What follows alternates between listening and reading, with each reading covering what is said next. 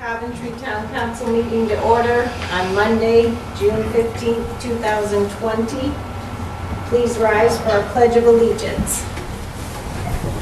I pledge allegiance to the flag of the United States of America and to the republic for which it stands, one nation, under God, indivisible, with liberty and justice for all. I think we need to work on that, guys. It's that lag. It's a delay. Wow. They need to lead the pledge. All right. So we have, first will be our audience of citizens. Lisa, Thomas, and I have split up some letters. I'm going to try to read them quickly so we can stay on schedule as much as we can. The first one I have is from Chris Morgan. And to John Elsesser, members of the Coventry Town Council, and others included in the original email sent from John to me, there's a bit to unpack in what was said in this message, so allow me to start with my actions at the June 1st council meeting. To all, please accept my sincerest apologies if, as John claims, you felt threatened. This was never my intention. As John certainly has been a party to, and many of the rest of you as well, it should be well known from my interactions with the town that I abhor any kind of violence, and all my speeches and letters to the town have been on the topic of diminishing the use of force. John cites things like physical posture and volume.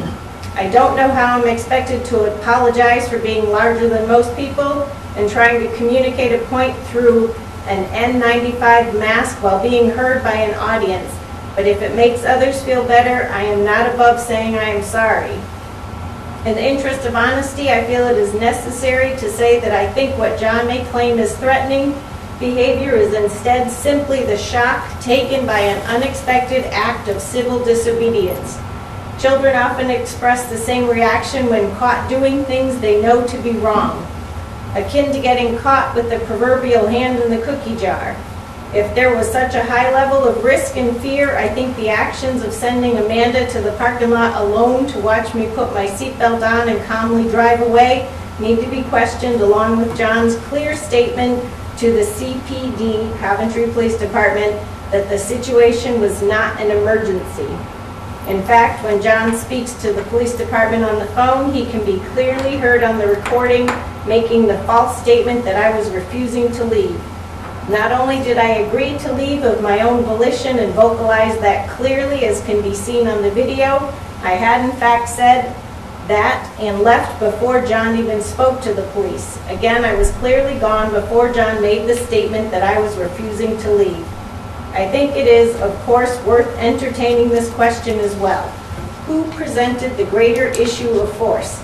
The man who called out the council, asking them to uphold their promises, respect the citizens, and not silence their voice? Or he who goes to action was to immediately call for men with guns to come and ensure that said silencing would be enforced? What is truly unacceptable here is the actions of the council to ignore and marginalize the voices of the people who took the time out to contact the council. Let's not for one moment pretend that the issues of and calls for transparency have not been an ongoing issue for years. Sitting members of the current council campaigned on fixing this issue. That was not the action being taken at that table. Let's also not pretend the sentiment that the power structure of our town neither cares about nor listens to the will of its citizens in any way. New and once again sitting members of the council have been there to watch people become increasingly disenfranchised with the town's politics. Neither of these issues is new and have gone on for years of ignoring the people. And let's further not pretend that all members of this council had read all of the received letters at the time of that meeting.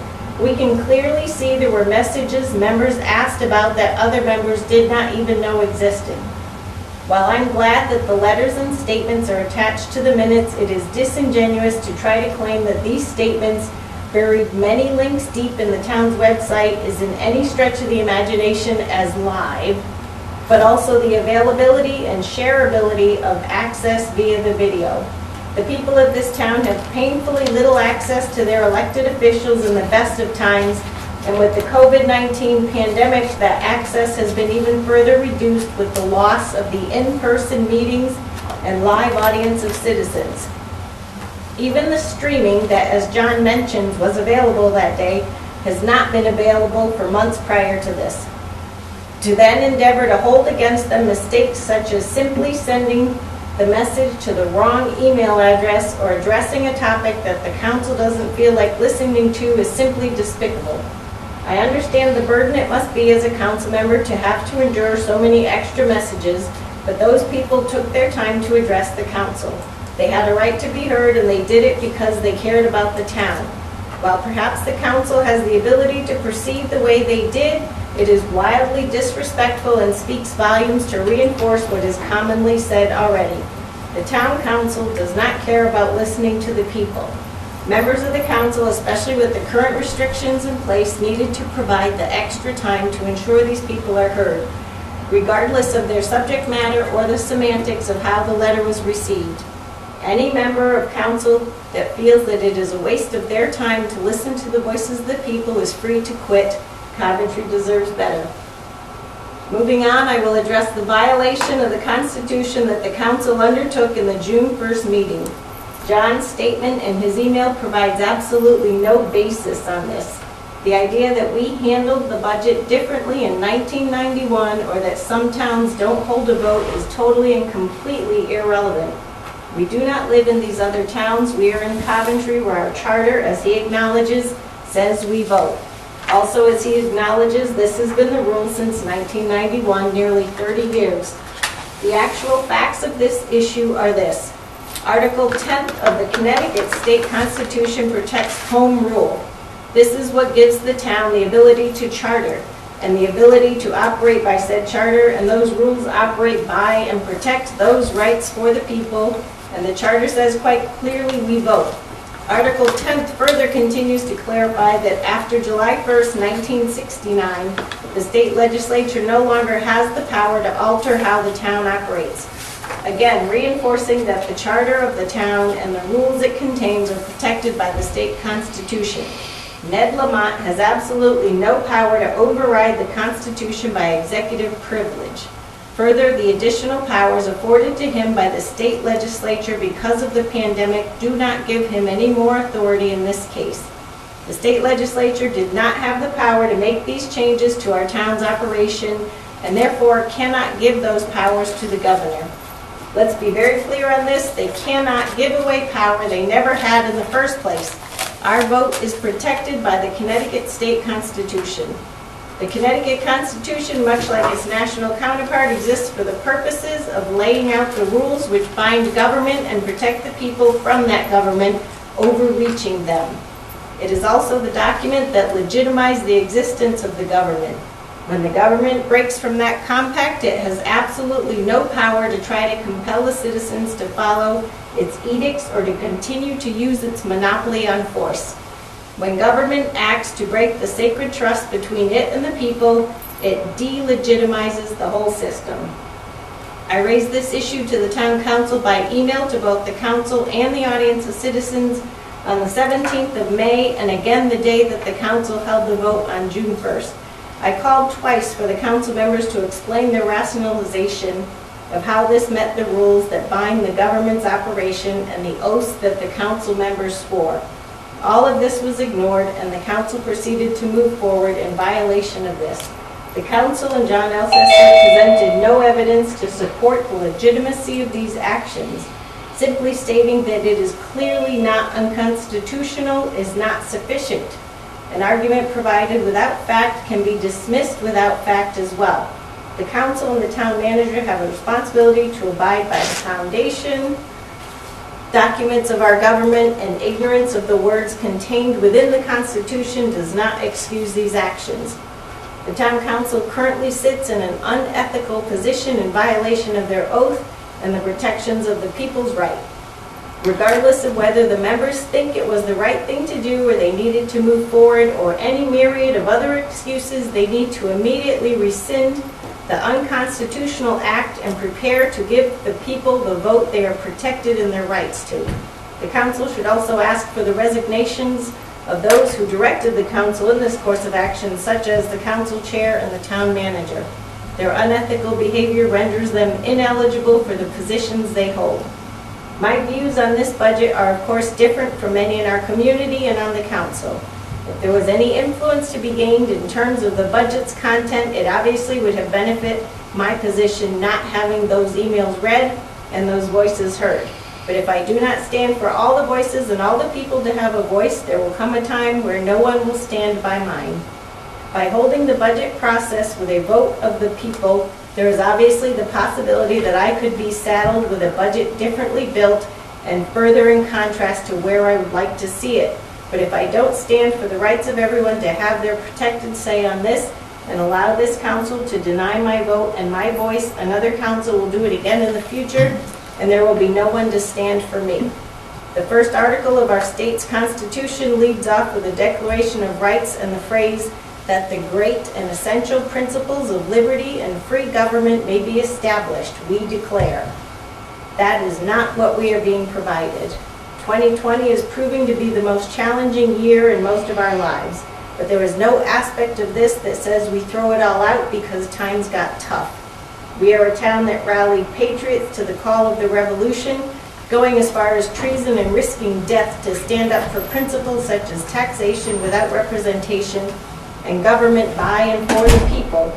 Yet now we feel threatened because someone called out the unethical acts we were taking in a stern voice. We throw the people's right to decide where our dollars are spent, how we are taxed, our very voice on these matters right out the door because we're afraid of a governor declaring himself the crown and who has clearly superseded the limits of his power. Nathan Hale is rolling in his grave, and we dishonor all those who stood and fought for us to have what clearly don't even care to appreciate. It saddens me for our people and makes me ashamed of our leadership. Fix this abomination that the council has created and get us back in track. It's time to see some significant change in the government of this town. In Liberty, Chris Morgan, 62 North Ayers Road. Want to go ahead? We should probably have a plan because we obviously are not going to have these read by 7:45. Yeah. So why don't I do one more? I don't know what you want to do, but at some point we need to get these read. I only have two. You have a couple Oh, of thanks. ones. Dear Town Council, this is from Aaron Riley, 1102 Main Street. Below I have included 2 emails I have sent to various members of the Town Council edited for clarity and privacy. The first statement was sent on June 5th and the second was sent on June 14th. I hope you will consider taking down your statement regarding George Floyd. I hope you will take racism seriously. So this is the June 5th letter. Dear Julie Blanchard and the Town Council, my name is Aaron Riley and I am a resident of Coventry. I am writing to you in regards to your response to the statement made regarding the murder of George Floyd. Nowhere in the statement is there a mention of Black lives or the role that race has in the death of George Floyd. Nowhere does it mention the training that the police force has had in the regard to ensure the protection of Black lives. I urge you to take racial justice seriously. It is not enough for our police force to treat all citizens equally, but they must actively be aware of the way that their own biases are at play when dealing with people of color, with women, with people with disabilities, LGBT plus people, etc., and the people who live across multiple of those intersections, which I personally identify with myself. Framing it by saying, quote, such a tragedy would not happen in Coventry, unquote, is taking away from what the protests are about and the reality in our country. If this does happen in Coventry, how are the police going to be held accountable? What are the systems in place to prevent and also deal with these actions when they occur? I am not confident that these processes are in place, seeing how the police recently handled the case with Michael Hicks. If it were not enough that Black and Brown and Indigenous people have to contend with the health inequalities and disparities that have surfaced due to COVID-19, we are seeing the specific continuation of excessive force by police against Black people.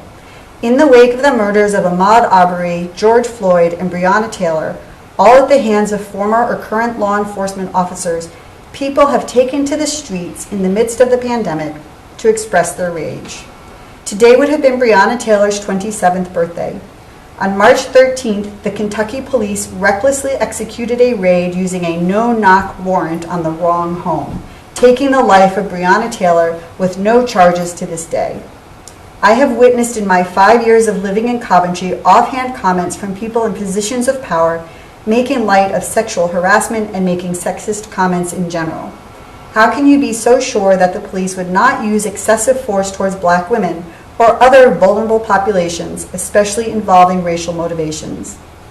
Instead of insisting it wouldn't happen, wouldn't it be better to say that there's going to be actions made to further examine any racial biases and to have an action and plan if something does occur? Thank you, Erin Riley. The next is a note that she sent and then included with this email to audience and citizens. Hello, John Hand, Lisa Thomas, and Lisa Cronin. I was happy to see you all at the Black Lives Matter protest here in Coventry on Friday. I hope that this has invigorated you to be accountable to the people of color in Coventry. I have not lived in Coventry all my life, but I have been here working in the library and for the community for over 5 years now. I myself am not black. I am white, and I am, and I'm sorry I cannot pronounce it, but it might be Inupiaq, indigenous to Alaska. Black and brown and indigenous people undergo similar, although not exactly the same, experiences of racism and disproportionate amounts of violence from the police. I am also queer. Similarly, LGBT plus people, and especially queer people of color, experience disproportionate amounts of violence in this country. Just this week, 2 black trans women were killed in the U.S. I say all of this to let you know more about the people in your Coventry community and for you to take this seriously. A few weeks ago, I emailed Julie Blanchard with no response and CC'd you all about my disgust of the town council's response to the murder of George Floyd. Here is a link to your response to George Floyd, and it links to the letter that went out from our council chairwoman. I just want to reiterate what I said in that email. I do not feel like this message was appropriate. This was not at all about George Floyd's murder, who was a real person whose death affected people in real ways, but instead strove to absolve the Coventry police in any complicity in racism, where racism is systemically interwoven in the fabric of the police. You heard how this is not true at the protest. Racism exists in Coventry, and there is no promise that, quote, such a tragedy would never occur in Coventry, unquote. I urge you to take this racism seriously. Please take this statement down. Thank you, Erin Riley. This next one's pretty short. Okay. I have 2 short ones. This is from Rick Martin, 195 Northfield Road. To the Town Council. I strongly urge the Town Council to condemn racism in all its forms. The message from Julie Blanchard was insufficient in addressing this concern. I'm sure that there is racism in this town. I have personally been witness to it. You must address this and make sure that in no uncertain terms that racism in all its ugly forms will not be tolerated in town. Please send a clear message. This is from Tom and Jan Weston of 158 BB Farms Road. Good afternoon. I read the minutes from the June 1st meeting and see item 6E covert rate. The discussion seems to read that a one-time increase this year of $15 may avoid an increase next year. But the motion listed and passed uses the word annually for the $15 increase. Please clarify if we will now have an increase every year. Thank you, Tom Weston. Do we respond to that now or later? I think it's simple enough to say $15 raises the base. It doesn't say that there'll be another $15 the following year. So it's a $15 increase in the covert rate, and that will be the rate moving forward year to year, unless it's has to be changed up or down in the future. So will he get a written response? I certainly can. That would probably be appropriate in case he's not able to watch. Yep. I have a short one and a long one. You want me to do both? Sure. Finish it up. Okay. This is from Jason Blakesley, 27 Berry Avenue. What is blue privilege? Blue privilege allows you to collect 9 months of salary while being investigated.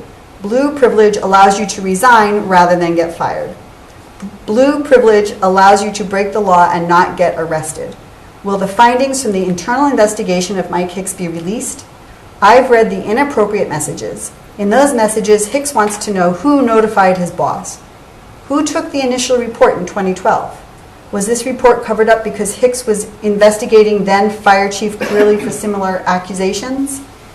Any council member who intends to speak on this issue, it is too late, don't bother after the fact. Signed, Jason Blakesley, 27 Berry Avenue.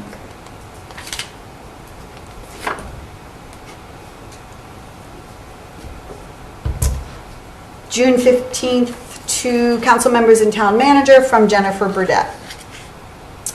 As you are aware, former officer Michael Hicks resigned rather than face a hearing.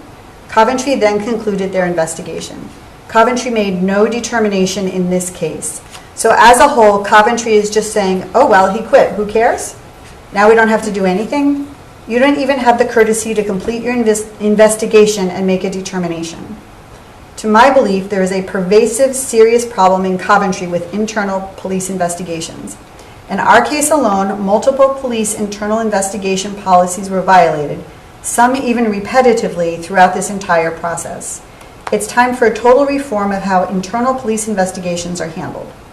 I request you set an agenda item for a future meeting and discuss different ways of improving your process.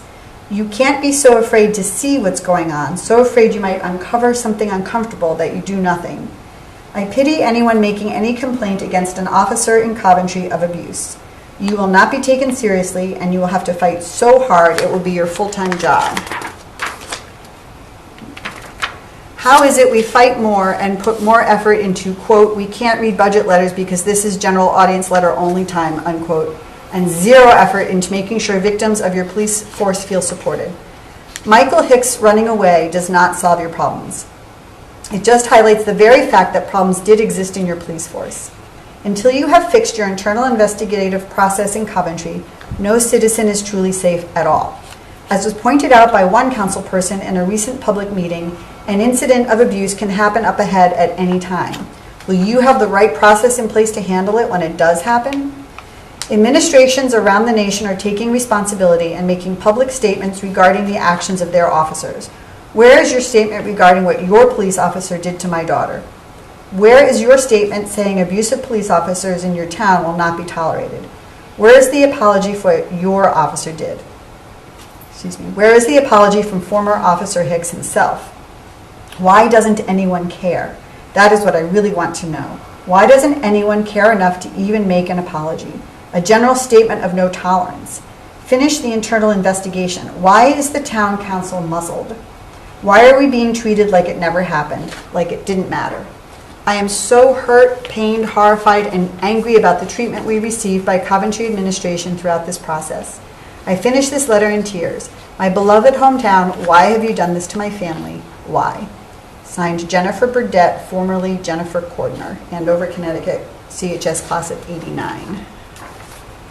Okay, I have two more and then we're done. I have Owen Swift from 89 South River Road.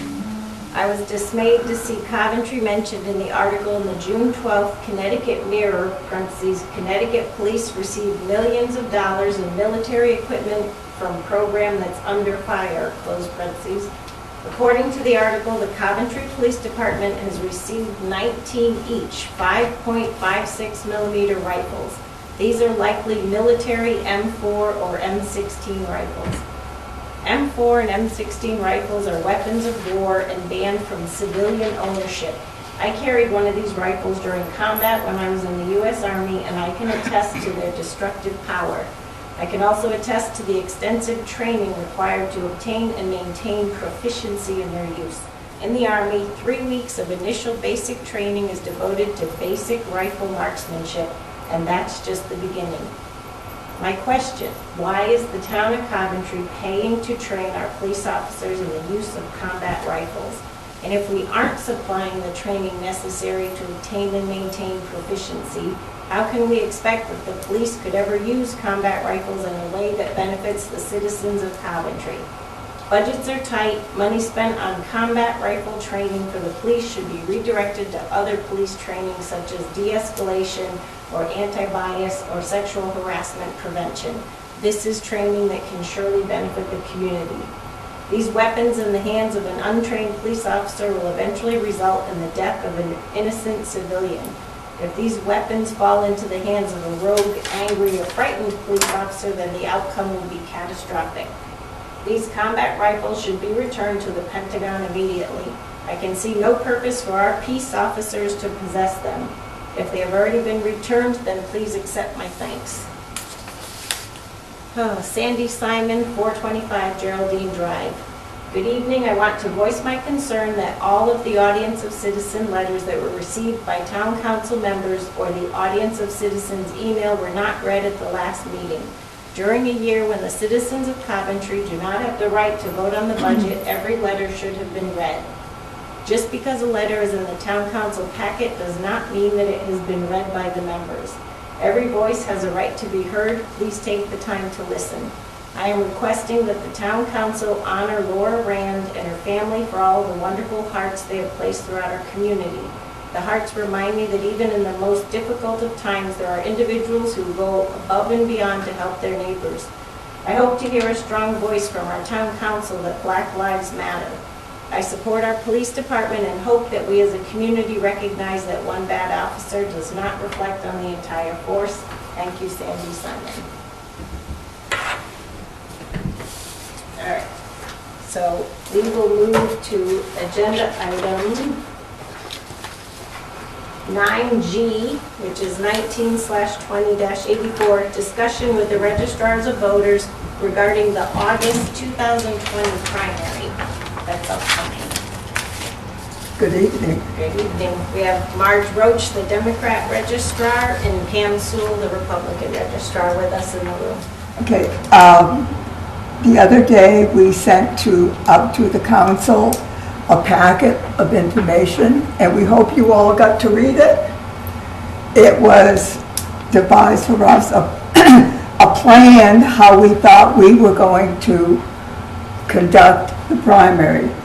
And as a background, every Monday, usually for about an hour, we have a conference call with the state to tell us what we should and shouldn't be doing. And they've given us all kinds of material. And if you notice, it says the Coventry Democratic Registrars. This is a preliminary plan. I had talked to Pam. I know she had difficulty. Her husband had been critically ill. And I would call her repeatedly, and I've got my documentation we have to start on this. This plan, everything was due at least 3 weeks ago. We had to find out if our workers were going to work. And we immediately sent out an email to all of our workers to say, are you going to work?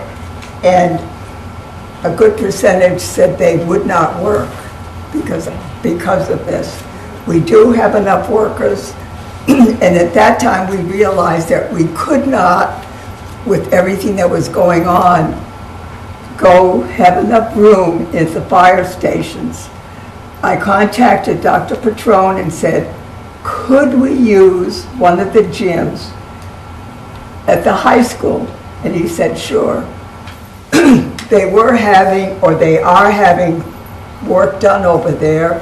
I contacted Eastern Highland, and they said as long as where we are does not come in contact with what they're doing, there was no problem.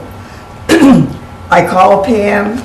She didn't call me back, and Dorothy and I went over to the high school a couple of weeks ago, and we looked at the small gym. I thought we were going to use the large gym, but the small gym will be beautiful for us. You'll come in the back door near the auditorium, you'll hang a right, and we've got everything set up. There's no other place anybody can go in there. We've also contacted them to find out what will be the cost to get their maintenance person to take care of some of the things that have to be wiped down, to take care of the bathrooms, because we have a manual that's about this thick of what we have to do. I've contacted Chief Palmer to hire a policeman for the day. This was in the plans way before Coventry even came along, and I'm waiting to hear back from him on that. Do you have any questions for me? I think we have good plans. tomorrow morning, I'm giving John the emergency plan, which had to be updated. We've had it since, I think, was it Pam, 2012? And we're updating it to include everything that we need to include COVRA in that.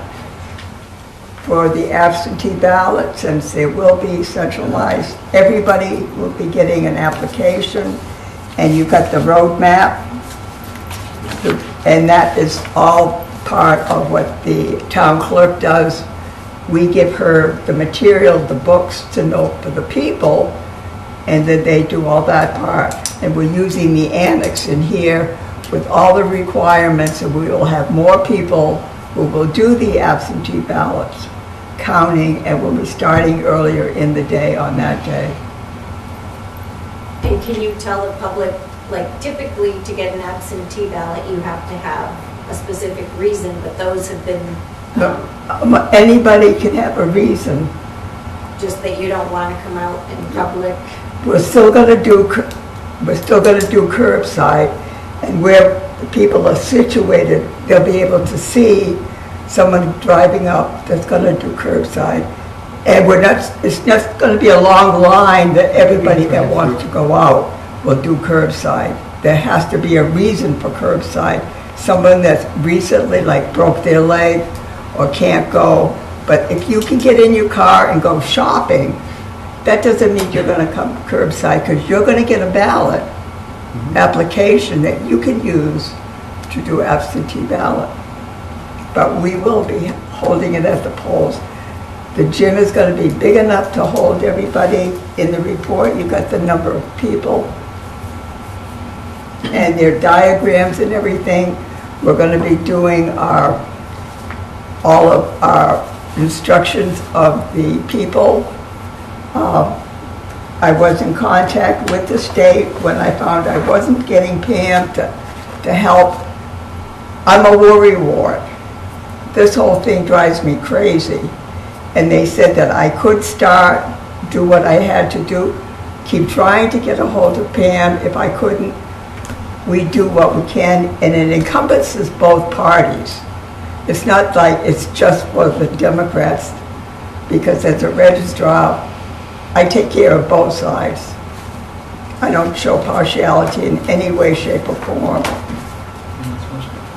Right, and the primary is for both parties Yes. this time. Yep.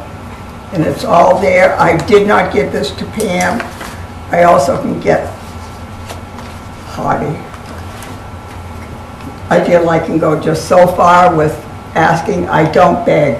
If you don't want to help, we did it, and that's what we did. And the plan has to be approved by the state to say yay and go ahead. And then I got an email this afternoon from IBS.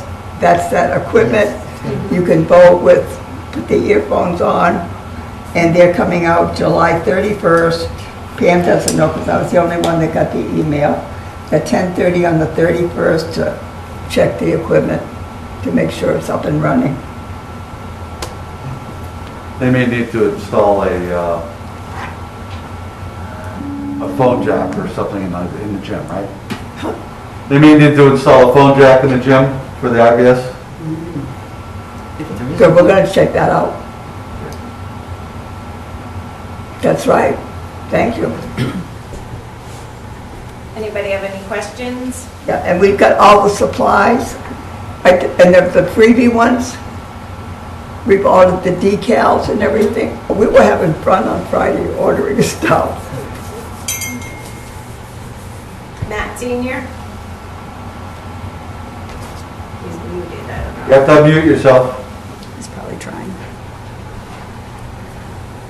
Good idea, is that better? Yes. They said, hi Marge, thanks Hi. for coming in. I was curious, I think you said that you had enough volunteers, but are you still looking for volunteers? And if you are, how can people contact you to They could just call me. volunteer? I didn't hear you. Just give us a call. They can call me on my cell, 860-424-6894. We got some younger, I'm not going to call them kids anymore, younger people that are college students that are willing to come in and work.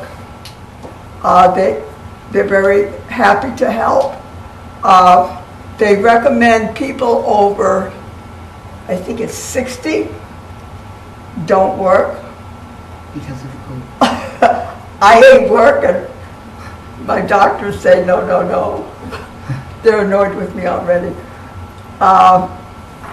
And I think we're going to have a good turnout, even at the high school.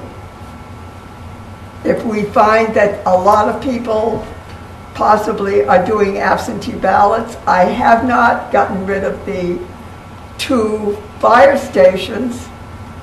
And if we find, Pam and I find that we don't need the high school and we have enough people, we could always go to the fire station, but I prefer the high school myself. I do too.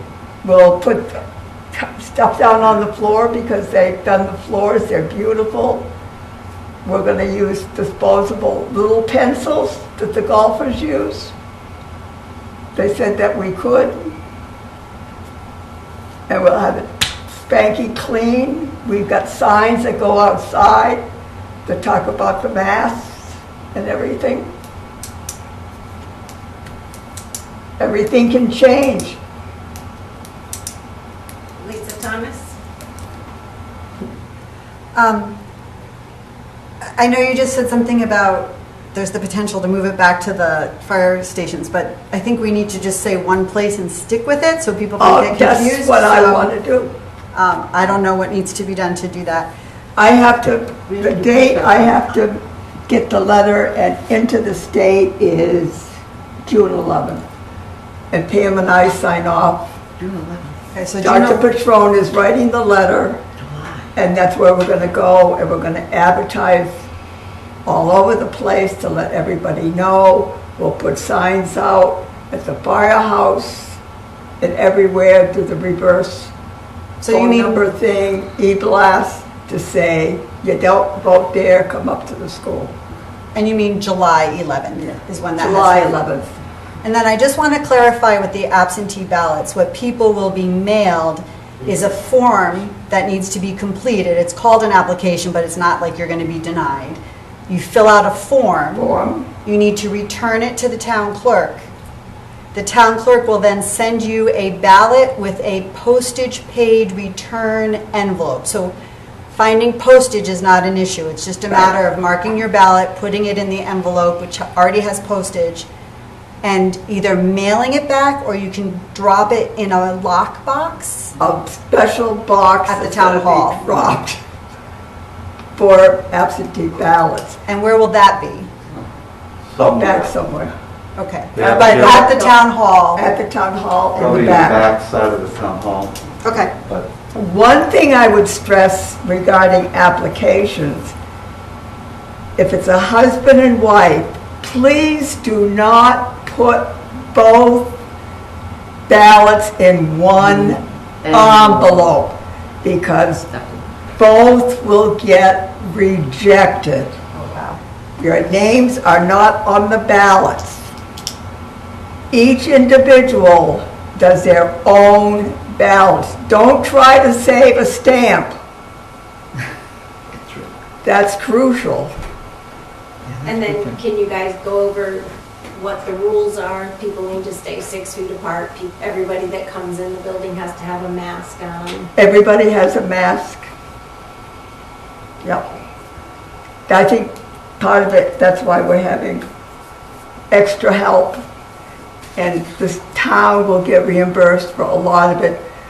Once we're done with the election, the state comes in, they hired somebody to do the deep cleaning of everything that we used. And is this giving you some ideas or leading up to, do you have any idea what November's gonna look like? I was gonna say I'm gonna quit by then, but no. No.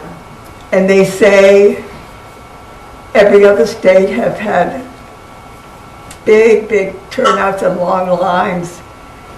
And I personally don't want Coventry to be a town that gets nailed for having long lines. We're gonna have a greeter at the door a greeter at the door, people there to make sure they get in the right lines for the Republican and the Democratic lines. We got it all mapped out.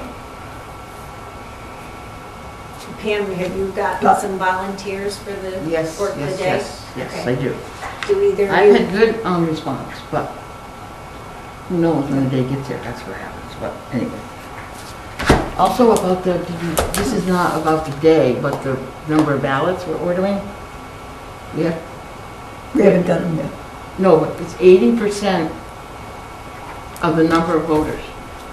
We have to order for ballots for the voting place and 80% Yep. for the absentee ballots. It's a lot of ballots. That's a lot of money. Yeah. It's like 7,300, 7,400 ballots. And I saw some council hands up too, but that's of the registered Republicans and Democrats and not the unaffiliated. No. And if we have to do that in August, November will be huge. Don't even go Huge. there. Yeah, because there's 2,543 registered Democrats and 2,079 registered Republicans as of the day we did this. And that fluctuates up and down. It's a Lisa lot. Conant? Yes, just a quick question for either registrar. Is there a certain date by which the ballots have to be postmarked in order to be counted? Yes. The day of. They have to be received Okay. the day Absentee of. ballots. Right. We have to have them in our possession on Monday, August 10th. No, So it's the day before the the election, day before the election. or the primary. Now, the town clerk will check the mailboxes and the post office on August 11th to see if anybody mailed them in, Right, because you can actually get them the 11th mail. the 11th. Thank you. So August 11th August Actually, must 11th. be in your hands. Yeah. Yep. If it's postmarked the 11th, but it didn't get here, doesn't count. Yep. All right, does anybody else? Matt Jr.? Yes, Marge, I wanted to thank you for the call the other night. I did reach out to our Republican registrar candidate for November, Yeah, J.R. Roberts, and he was more than willing to help in the office, and I believe Pam will be taking him up on that offer. Yes, Um, I've talked to it. And I want to thank you for all the extra work you've put in for all the voters in town. It's greatly appreciated, and I hope that the burden gets a little bit lighter for you, specifically as we move forward. good. Yeah, and I haven't been able to talk to Pam, but JR is going to be the moderator in, You talked Did he to me. tell He you? called me, yeah. he's going to be the moderator at the high school. And then Carrie It's gonna be there. Wojak will be the moderator for the absentee ballot, and she will be the head moderator, who will work it to put it into the system. She originally was going to, Deb Walsh was going to do it, but she's up in age, same as me, and she'll be working, but not as the moderator. Yeah. Okay. Anybody have any other questions before?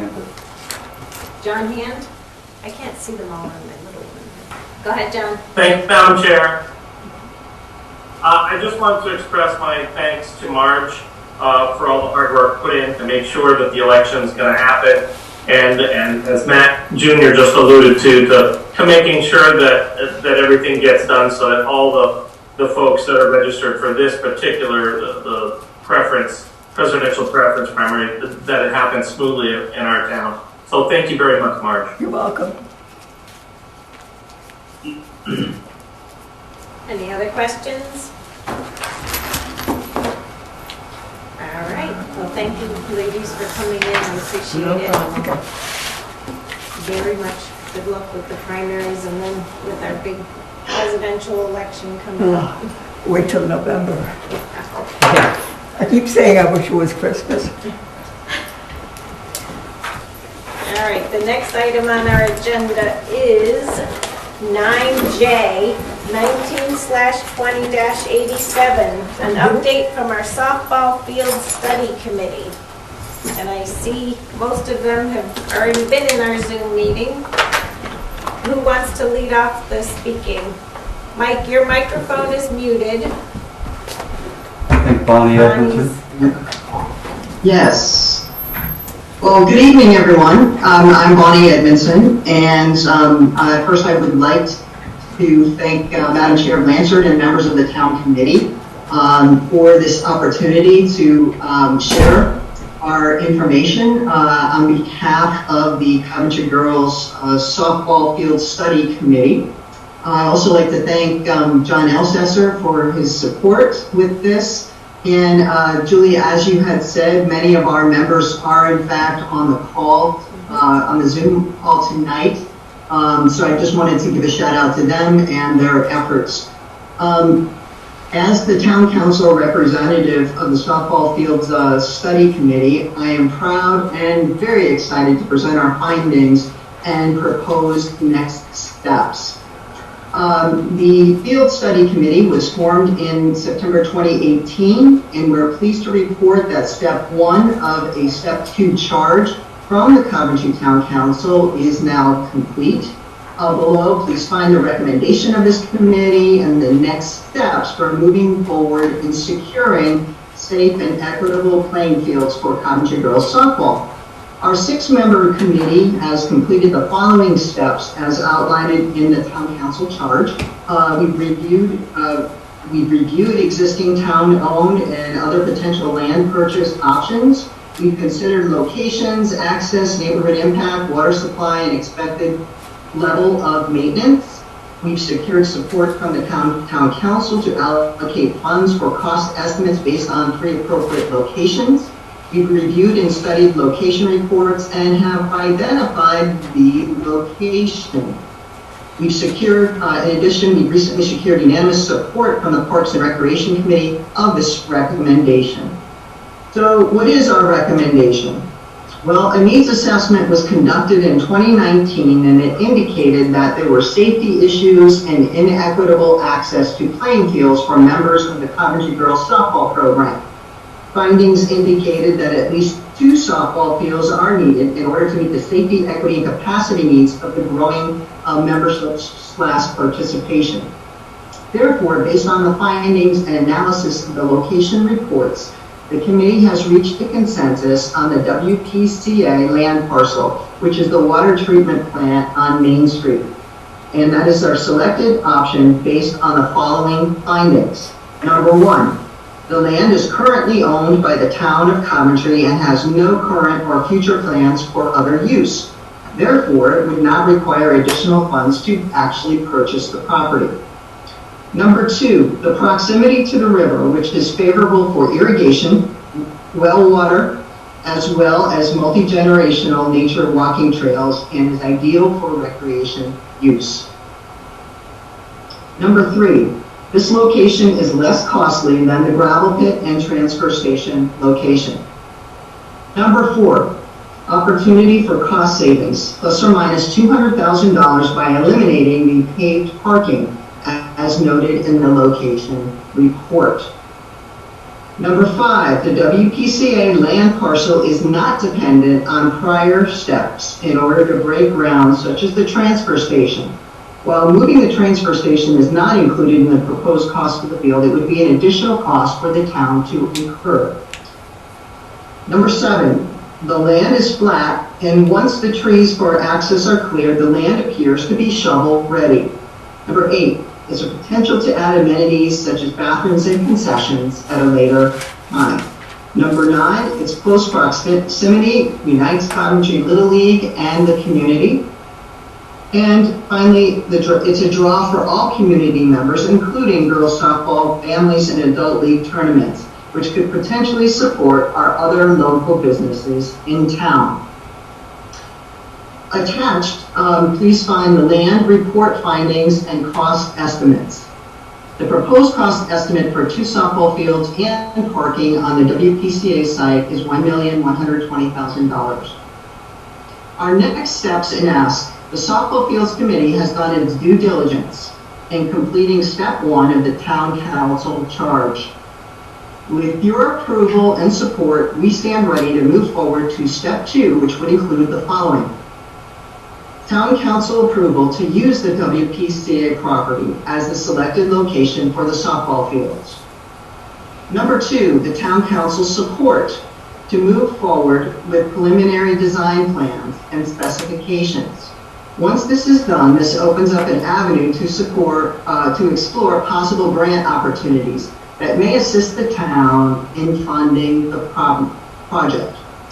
And number 3, the town council support for inclusion of this proposal in a November referendum. The preliminary cost estimate and location reports are attached. We look forward to our continued partnership with the town council in addressing this safety and inequitable access situation for our girls softball program. Thank you for your continued support, and we're looking forward to hearing from you regarding our next steps. Respectfully submitted by the Coventry Softball Field Study Committee. Thank you. Thank you. Amanda, can you share the screen? Guess the answer is yes. So it's not, the resolution's not great, but if you, no, I think at home you might be able to see this better, but my cursor, if you can see it moving, this is Main Street. Miller Richardson is over here. And we would need an easement across the land owned by Phil Desiato, who has concurred that he would work with us on that. He is considering the potential of some type of housing complex, potentially for seniors, but it's really conceptual at this point. But this then would align directly with South Street Extension, and the softball fields would come in, and you have 2 softball fields and parking, which kind of has a turnaround. And I fully concur that while the engineering cost called for paved parking lot, certainly overkill, because softball is a seasonal sport. We're not plowing it. We try not to pave that much. It's not just the expense, but it's also it's better to allow the natural infiltration into the ground. Sometimes we'll pave just the passageway, like the roadways and the entrances, the high travel things. If you think of the Sickey Beach, we did just a travel loop around the parking lot, but all the parking spaces are gravel. So that would be another option. I can say that our experience with the land there, the sewage treatment plant was built there because of the immense amount of gravel for the lagoons. So there's not going to be any drainage issues here. It's really bringing some good topsoil on the top of it. It's very level right now. It's a good location, and as pointed out, if you go all the way, and on this plan it doesn't show it, but if you go kind of in this area here, that's where the Willimantic River is. We did reserve, in case we needed, 2 other sewage lagoons. We don't believe the plant will be expanded, but we reserve space for 2 additional lagoons if necessary. For people that know our plant, there's really no odors from it. Because of the amount of gravel, when it's pumped out, it goes away in a number of hours. And certainly, it's not done every day, and it's not done on weekends when you might see more extensive use. So we know of other, even the town of Glastonbury has softball fields next to their sewage treatment plant, so it's not uncommon. The only hitch that we have is in the deed for this extra land, which is purchased as part of the treatment plant. There's a lien that kind of says if we sell it, we have to refund money to the federal government, and if we stop using it for the purpose it was bought. So we're getting some clarification with EPA on that. I don't anticipate there's an issue because if we just had to say, well, if we have to do a treatment plant expansion, we could expand the plant and find another spot, softball field. Again, I don't think our plant is ever going to be expanded to the degree that they're looking at. It was originally designed to be doubled, but we will not get the other types of permits that we need because the other regulations have changed dramatically. So we finally found somebody up in EPA in Boston and is working on this issue, and hopefully we'll get that resolved fairly quickly. So Amanda, did you also have the cost estimates?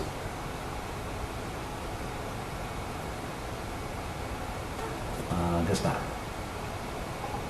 So in the agenda packet, and it's available online if people want to look at it here there. Andrew Bushnell did the survey work and the simple design work, so the layout is to the right angle compared to the sun. You can tell it's very detailed in terms of all the various things. This is designed to professional field standard, so there may be some room for savings. Again, very little amount of grading is needed, and no subsurface drainage.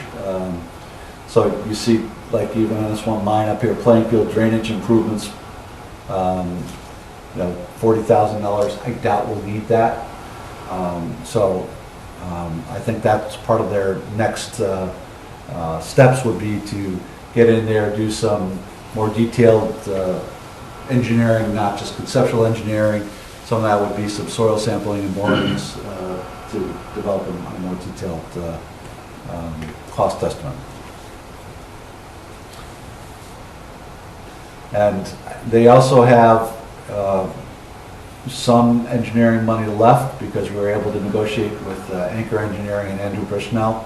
And I forgot to ask Amanda today how much money is left, and she may not remember, but there's a little bit of left from the $24,800.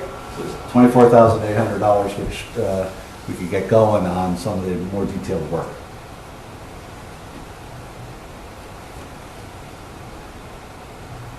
Any council members have questions of John or the softball committee at this time? I can't see everybody. Lisa Thomas, you're the only one I can see. We currently have $400,000 in our capital improvement plan to put towards this. Yes. What would our plan be for the rest of the costs of this amazing project? Well, the $400,000 was a borrowing. Mm-hmm. So, if you wish to do this whole thing, whatever the final budget is, you would just go put to that, referendum for the amount that you want to go to referendum. so we can do that even though it's not the full amount in the capital improvement plan? Yes. Perfect. It's a great design, and I really like the idea of, if it's possible, if Desiato wants to develop the senior housing there, and I'm hoping they're having an opportunity to talk to our senior housing committee. It is a great opportunity for intergenerational interactions, which is a very positive thing for both groups, for both populations. And if you remember the plan, if we continued the road along the side of that property line, Mm-hmm. there's actually a pathway down to the river so that you could actually use it as a, whether at a later time or as part of the project, a kayak launch. It's not too steep? No, it is steeper as you go to the treatment plant, but there's actually almost a general grade down there if you kind of turn beyond the softball fields and go down based on the topography. It looked like you could have river access, or at least fishing access. That would be amazing. Be great. John Hand? Thank you, Madam Chair. I just want to say this plan is super exciting. It's very exciting to see. It looks great. I appreciate all the work the committee has put into this to get to this point. One side little thing that's kind of in the back of my mind, it's not specific to this project, but the fact that this project doesn't operate in a vacuum. Across the street is the Little League, the baseball fields. And I can't help but notice at least three times in the documents that were provided tonight, we referenced the safety of the kids. And I guess I'm looking for, it's kind of outside the scope of just this project, but the larger scope, knowing that there will be children trying to cross Route 31 to go back and forth between these things at some point. I guess I'm concerned about that. So it's slightly outside the scope of this document in front of us, but I don't think in real life it's going to be a real issue. And so I guess I'd just like to see some sort of concern given to that for how could we do that in a safe way that would be compliant with all the regulations we would need. I don't know, that's my concern. But to come back to it, this is super exciting.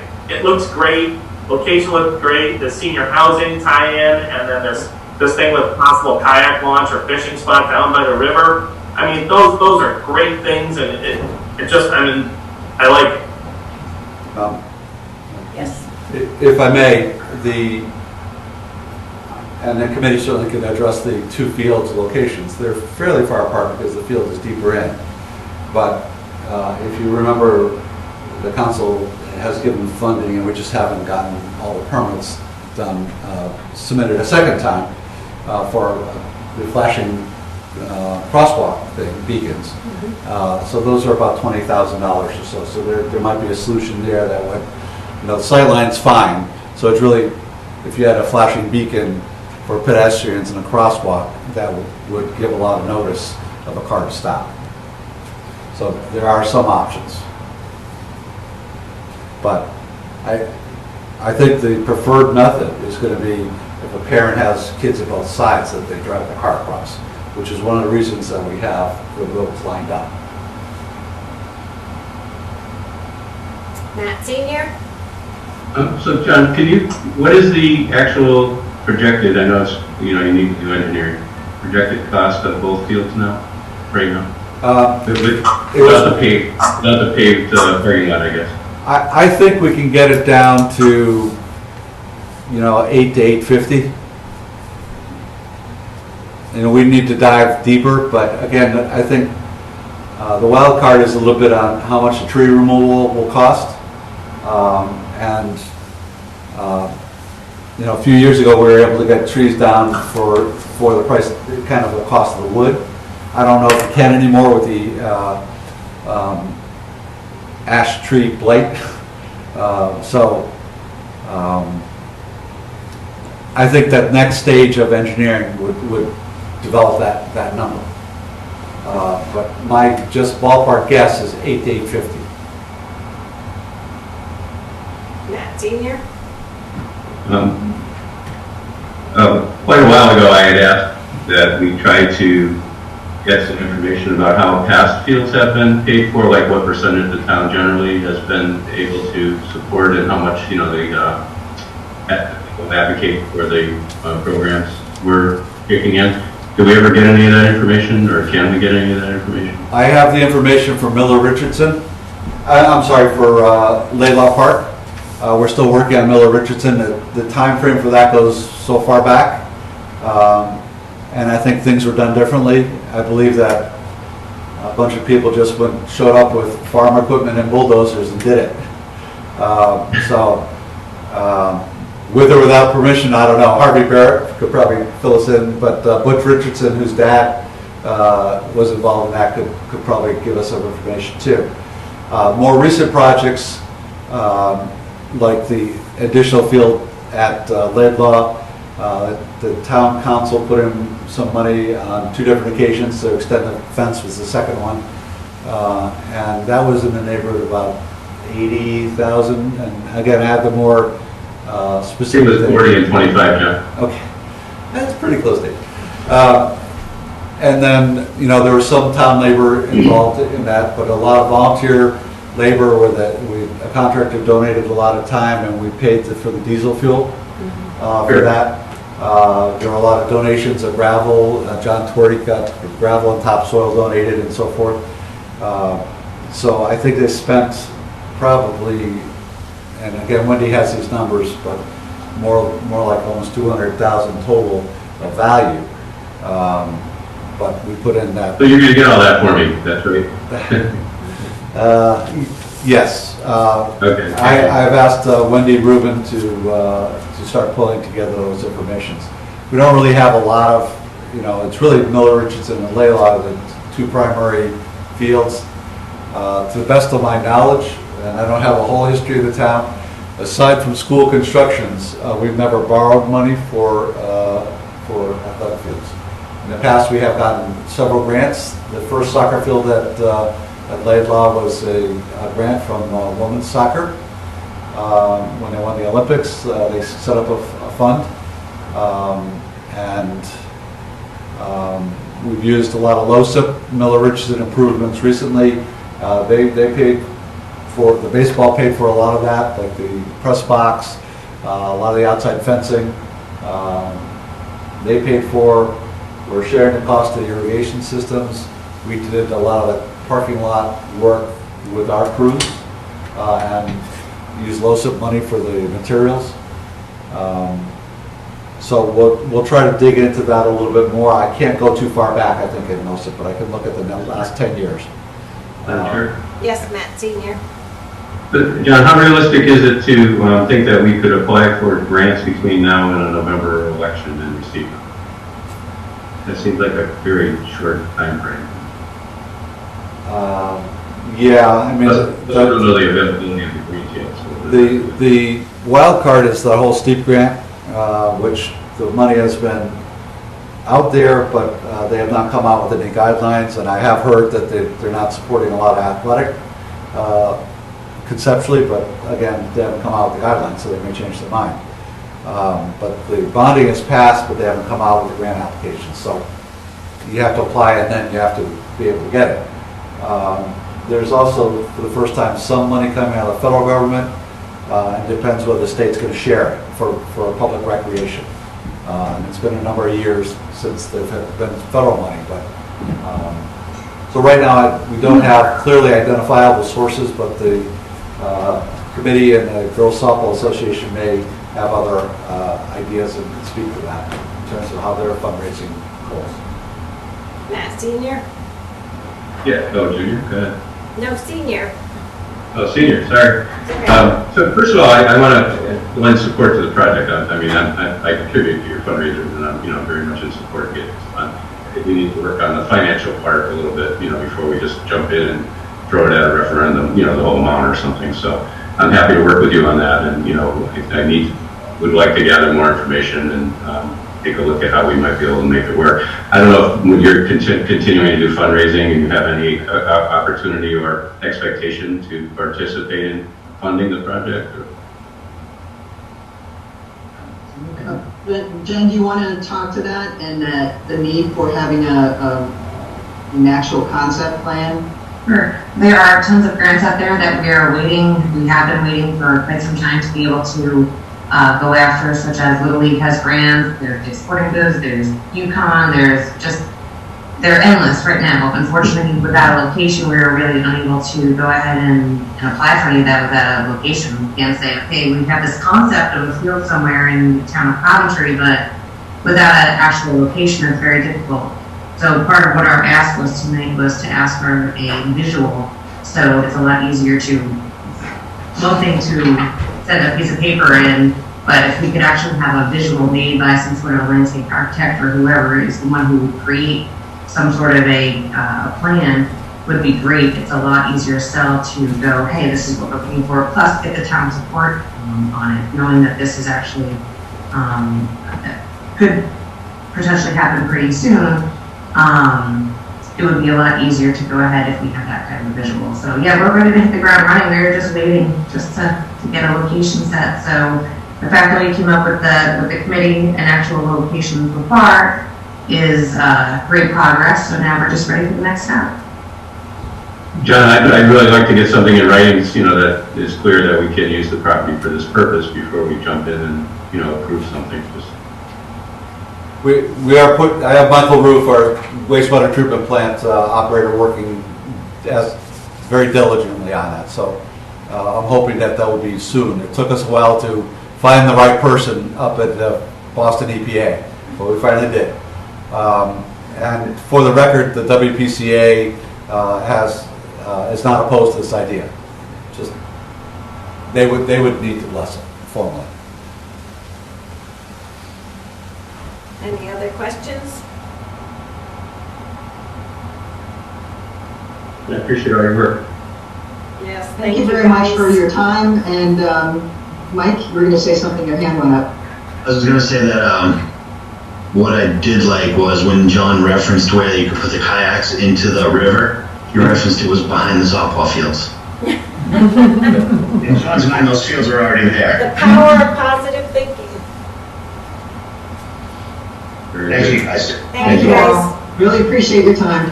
Thank you. And yours, thank you. Definitely. Thank you. All right, so now we're going to backtrack to acceptance of minutes. We have our minutes from our special meeting of May 18th attached here. Do I have a Chair, I move motion? to approve the minutes of May 18th. Thank you, Matt. Second. Matt Senior and Lisa Conant we're going with this time. All right, any changes, corrections, or additions to those minutes? It's just executive sessions. Yeah. Do I have a motion? I have the motion. No discussion on these minutes? All those in favor, please say aye. Aye. Aye. Opposed? Abstentions? Matt I Senior. abstain, actually, I was not at that meeting. Matt Senior as well. And Matt Senior, are you abstaining? No, I was going to make the next motion, but I thought everybody was done. Okay, so everybody was affirmative, but Lisa Conant abstained. All right, go ahead, Matt, with the next motion. Move to approve the minutes of this special meeting of June 1st. Second. Thank you, John Hand. Any changes, corrections, or additions to the special minute meetings from June 1st?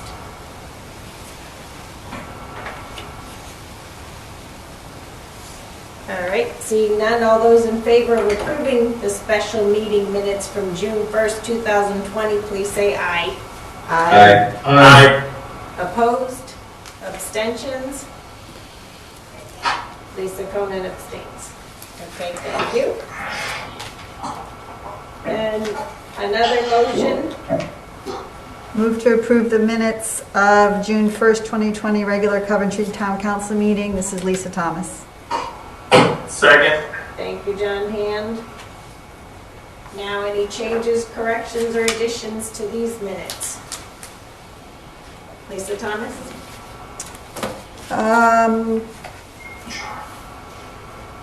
During the audience of citizens, there was confusion as to whether one of the letters submitted was submitted to audience of citizens or not. I believe in the meantime, John Hans was able to confirm that it was submitted to audience of citizens. So has something been done to correct that, to add it to the audience of citizens link, the comments link or something? I would like to apologize for the non-inclusion of that letter. When I printed them out, it had not been made clear to me that we were only reading one or the other. And it was the only email that was sent separately to both email addresses instead of copied into one email sent to two at the same time. So that was my error in not printing the audience of citizens one. But is it And we can attached? definitely add that. I don't know what you're referring to. Is it not attached to the end of these minutes? And it should be up there in audience of citizens, shouldn't it? Except it's a minutes, so it was not discussed Okay. there. It was discussed under John Hand's council members report, so it should be cleared there. And could be attached based on that. We can attach it. I thought, Nope, you know what, it is attached. I My apologies, I did It's not. already attached to those minutes. It is, okay, thank you. Good. I asked that it be. That's my attached. oversight for not looking down far enough. Anything else? On page 5 of the minutes, where we're talking about the farmer's market, where it says, Thomas asked about the online ordering for the farmer's market. It says Bacchus is working on getting the order site up and running. Was it you, Amanda, who did that? Or was the farmer's market, did they have somebody working on that? Who had responsibility for that? I'm not saying there's a problem with that. I think Amanda replied, and maybe that it's just the way it's phrased, but I believe she replied that they were working on getting it up and running, Erica and team. That sounds accurate to me. Okay, I just didn't know if we had town staff who was doing that or if it was the farmer's market team, who I guess our town staff. Farmers market team. All right, thank you. So I guess that should be clarified. Yeah. And then on page 6,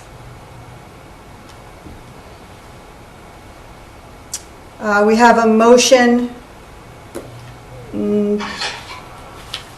about sick leave carryover.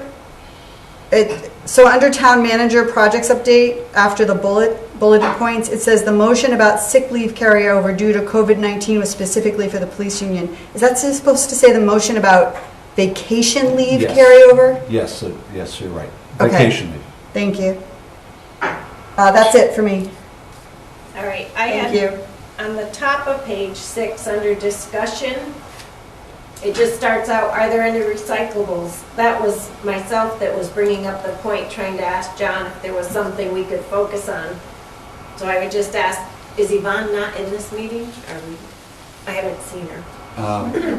There was a phone number, so I don't know. Okay. So anyways, the top of page 6, the first paragraph that starts with discussion, I would just say, add Julie Blanchard asked, are there any recyclables? Does anybody else have any changes or corrections that they'd like to add? Matt Senior?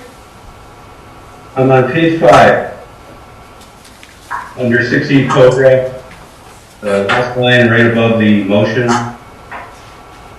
It says now that this, Matt Senior added the cost of waste disposal is driving this increase, but I believe we talked about it was also the loss of recycling and the loss of recycling, the cost of recycling, the new cost of recycling and the loss of recycling revenue as well. So it's not just the cost of waste disposal, it's the new cost for recycling and the loss of recycling revenue. Yes. Yep.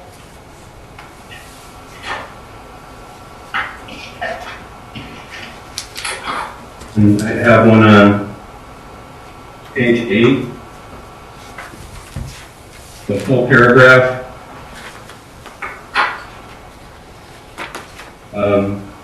The 1, 2, 3, 4, 5, 6 line down, I believe, with transportation at the beginning of that line. Does transportation or staff costs would not come out of this fund? I'd just like to change it to the 1% fund.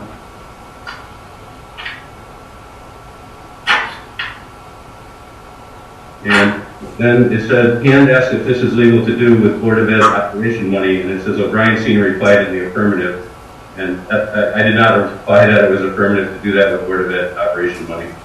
I think to do this fund, anyway, that wasn't what I was replying to. Maybe it got mixed up in the conversation.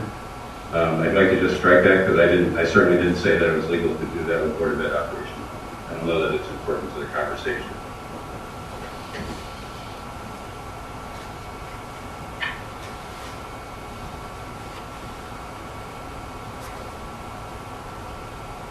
Do you have anything else, Matt Senior? Yep. So on page 9 of 12, the last full paragraph.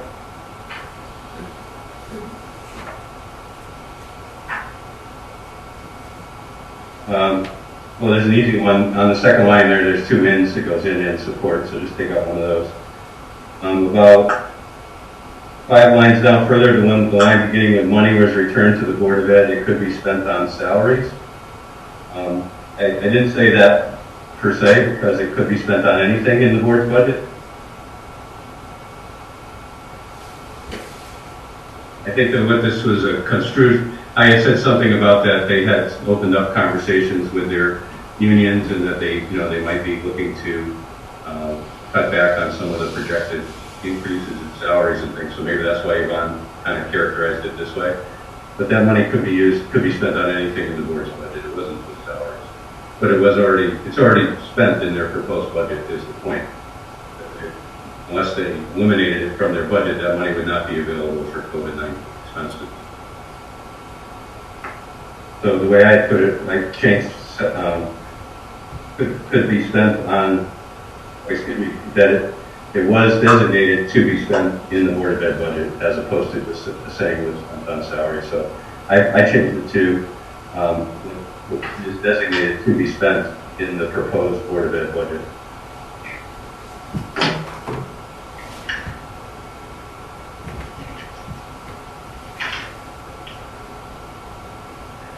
And then on the last page, 12, under number 9, miscellaneous correspondence. I don't know exactly how to add all this, but I had actually asked Mr. Hand if there was any point at one point, excuse me, let me make sure I'm reading the right part here. So at that point he was discussing the minutes and what was being said, and I asked him if there was any part in the minutes that discussed a 20% cut to the library budget or any cut to their budget at all. Mr. Hand said that there was none. And so I had asked who was spreading this false information, and Mr. Hand said he didn't know. I'd like that reflected in the minutes.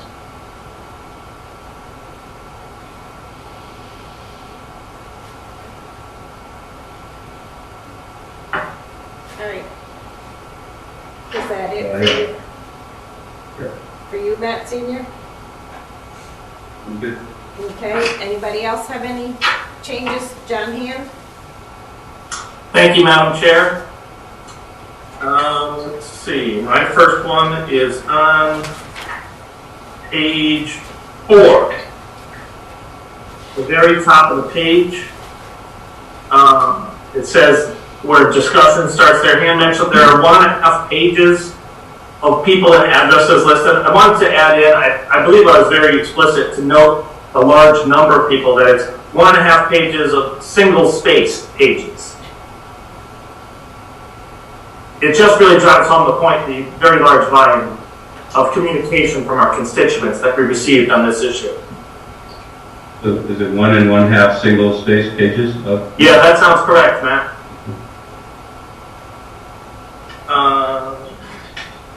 My next one isn't until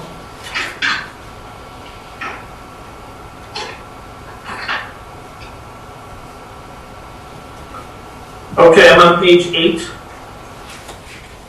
Let's see, there's the huge paragraph, then the second, then the third paragraph down, third full paragraph.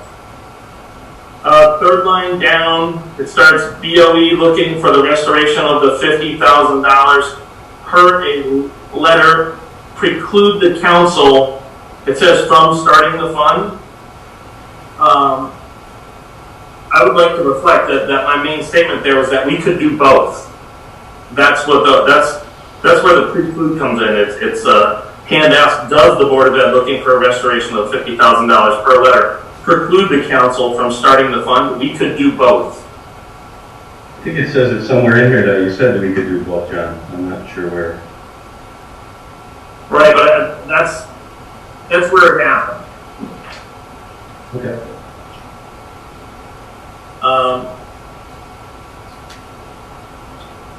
Moving on page 10, the third paragraph, it says Thomas and Conan stated their support of the budget appropriation motion is based on the creation of a new fund being funded as discussed. I believe I was part of that group. But just like that, Thomas, Conan, and Hand. So the and would be the addition. No comma between Thomas and Conan. Oh, absolutely. The Oxford comma, I'm a fan. And then, finally, on page 12, I have a couple under 9A. The second to last line, it says, disingenuous with general, the current word is imprecisions. I think it was impressions. So we change the word imprecisions to impressions. And then the next paragraph, the very last line, it says there was no discussion of a 20% cut or even an amount. I guess I was just looking for an attribution on that, because I think that was from Matt Sr., but the way it reads right now, it sounds like it came from Richard Williams. Right. So I did make that statement.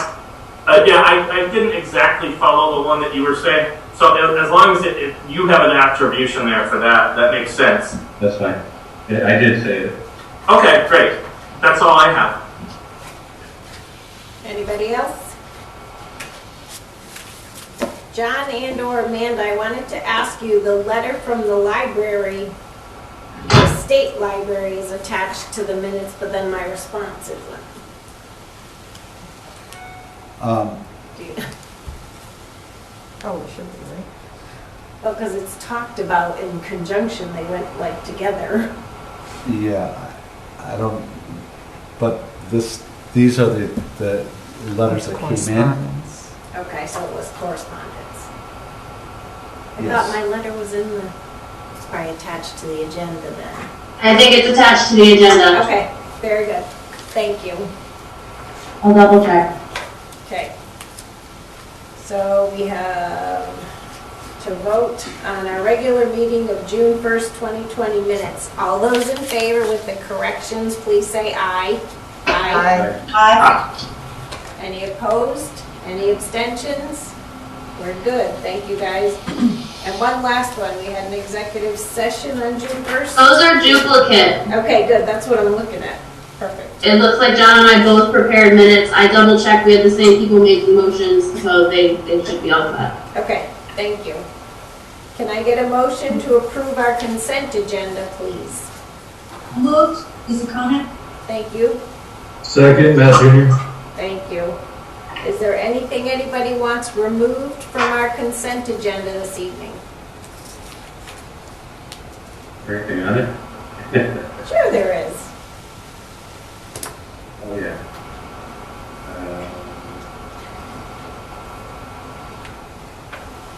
Okay. All right, all those in favor of approving the consent agenda as presented, please say aye. Aye. Okay, that appears to be unanimous to me, thank you. Okay, reports. There's been a lot going on in town, people. Trying to keep up with all of it. I would like to say I appreciate the family, the Rand family that's making the hearts. That is the right direction I would like to see us go in. And I believe that our community is that kind of community. Very caring. Are there any other council members that want to report on anything this evening? Matt Sr.? Just real quick, I went to the ceremony for Flag Day at the library yesterday. Representative Ackert was there, and some veterans and the Boy Scouts. And it was I always enjoy that ceremony. It's a very moving ceremony, retiring the flag. It's a very important day, so I just wanted to mention that it's a guy who was pleased to be there. Thank you. Lisa Conant? I just have a couple things. I had more, but time is running out. It's too crazy lately. First of all, I wanted to mention that I did the first, for my family, the first farmers market on Sunday, and it went really smoothly. The ordering process was different, but it seemed to work out fine. There were zero issues. And then once I went and picked up my stuff at the field at Nathan Hale, it just was really smooth. Very, very well organized. I know that a couple of the farmers had, it was nice to see everybody, but a couple of them were hoping that we'd get back to the usual in, the regular market in the field. And, and some of them were saying, well, even though this is very different and has its own challenges, they were making more sales than ever before. So, you know, I think it'll be interesting to see how this plays out in the long term. I also did want to report, and I think, you know, others may have similar, but John and Lisa Thomas and I went to we attended the Black Lives Matter protest at Patriots Park. That was part of a national response to the murder or the death of George Floyd, and also a response to racism. Local resident and Coventry High School grad, I believe, Gabby Yarasami, her team, and the William and Wyndham NAACP did a great job organizing the march. The march went from Town Hall all the way down the street over to Patriots Park, and then followed by a rally. I know that I was very honored to share and speak along with Lisa and John. And John shared remarks from John Alcessor. And there was also Ellie Jean, who is a 2015 Coventry High School graduate and a professional women's soccer player. Nicole Lucky, who is a local resident who's also founded a nonprofit to promote dialogue and advocacy. J. Stanley Pauley, who's a former Hartford City councilman and mayoral candidate, and Rodney Alexander Jr., who's the vice president of the Willimantic Wyndham branch of the NAACP. Everyone did a fantastic job with masks. Everybody had a mask on. Everybody was keeping things socially distanced. There was hand sanitizer everywhere. There were many, many thanks to the Coventry Police Department and our first responders. They helped keep things peaceful and moving along and safe, which was great. Also many thanks, especially to those who marched, supported, recorded, attended, and made their voices heard. There is, unfortunately, judging, you know, even solely on some of the social media posts I saw over the weekend, there is still so much work to be done. John Hand? John Hand, yes. Thank you. I couldn't hear it on Zoom. There was a moment of silence. So thank you very much, Madam Chair. Just want to dovetail on Lisa's last remark there. Last Friday, I was honored to attend and participate in the Black Lives Matter peaceful protest. It was very well attended. I'm very proud of the residents of our town that showed up to speak out against racism.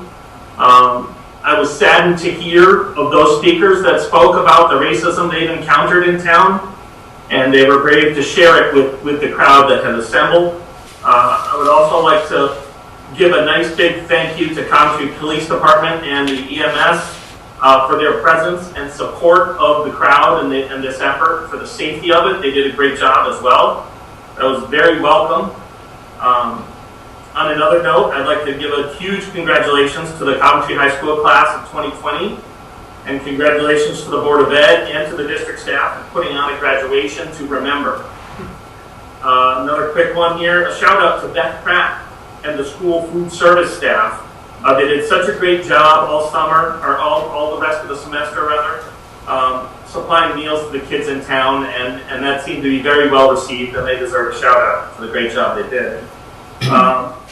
Finally, for me, a big thank you goes out to the Coventry Scholarship Foundation, Dollars for Scholars, for awarding tens of thousands of dollars to Coventry's graduating seniors. That's always welcome, and I'm sure the parents that are listening, are very happy about that. Thank you. Okay. Lisa Thomas? Thank you. I want to talk about two issues tonight. One is the resignation of Sergeant Hicks, and the other is the Black Lives Matter rallies that both Lisa and John have already referenced. When allegations against Sergeant Michael Hicks were made public, we counselors were advised by our town attorneys not to discuss the case in any way. They warned that this could jeopardize ongoing and future investigations. They also warned it could jeopardize any agreement we might reach in terminating Mr. Hicks' employment. A few people specifically called me out for not being vocal enough about Hicks' alleged behavior. They talked about how fiercely I spoke against former volunteer firefighter Joe Carrilli when he was accused of, and later found guilty of, illegal sexual conduct with junior firefighters. Joe Carrilli was not a town employee, so there were not the same legal hazards in my speaking up. Now that Sergeant Hicks has resigned from the Coventry Police Department, we counselors have been told that we are freer to speak, though must still be cautious, given that there is an ongoing federal investigation. We have not been advised of any details in that investigation, so it really is kind of challenging to know what can be said without jeopardizing it. It's been very painful to me to stay as quiet as I have, so I will simply repeat what I have said many times before, including when I first learned of the allegations against Sergeant Hicks. I stand with and support all women and all other victims who allege sexual assault or abuse, and all those for whom it is confirmed.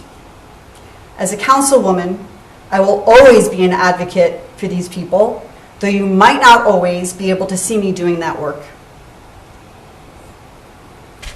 I also want to express my dismay at how long it has taken for this council to come together and issue a statement in support of racial justice. Black Lives Matter and support for people of color living in our town.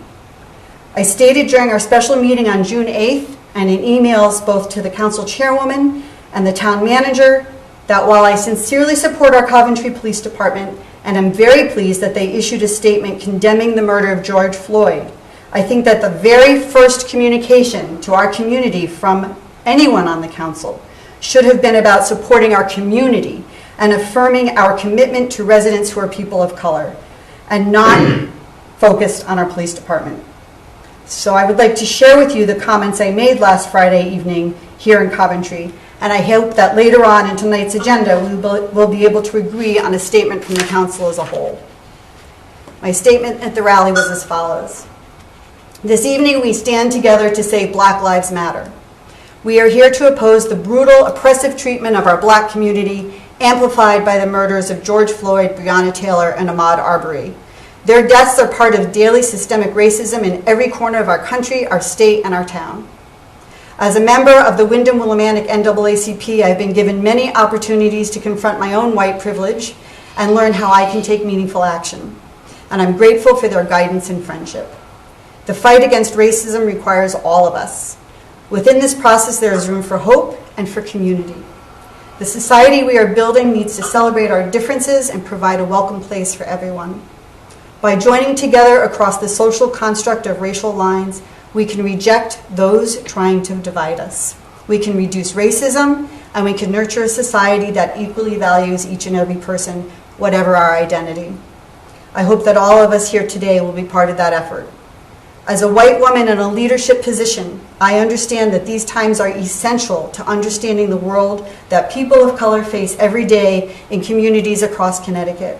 It is our responsibility and ethical duty to support men and women of color to successfully run for office so that they have an equal voice at the decision-making table. It is our responsibility to ensure that the actions we take as elected leaders are grounded in equity.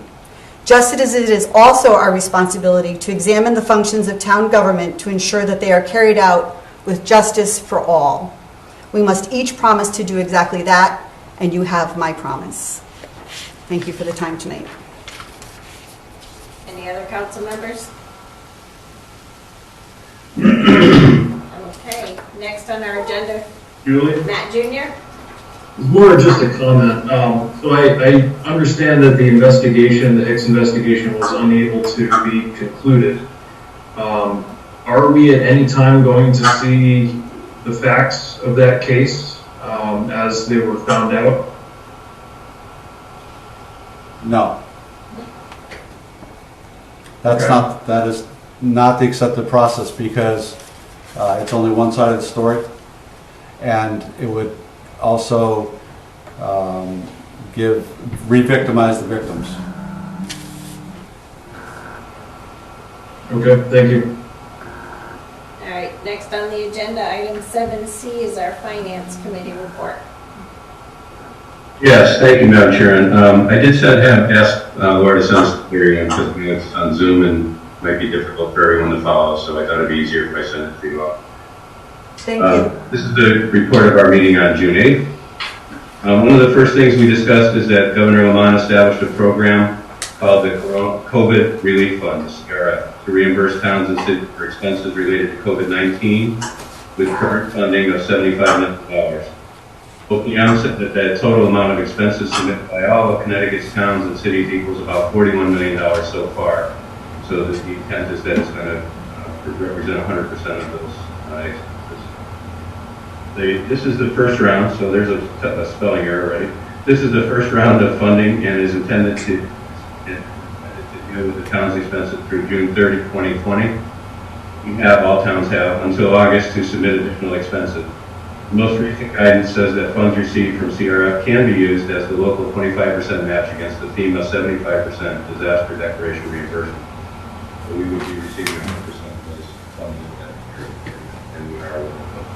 The maximum amount that has been awarded to Coventry to date is $81,004. Coventry does not expect to receive this amount from CRF because this represents the total amount of expenses that Coventry has submitted to FEMA for reimbursement. CRF funds will pay for those expenses not covered by FEMA or any other federal program.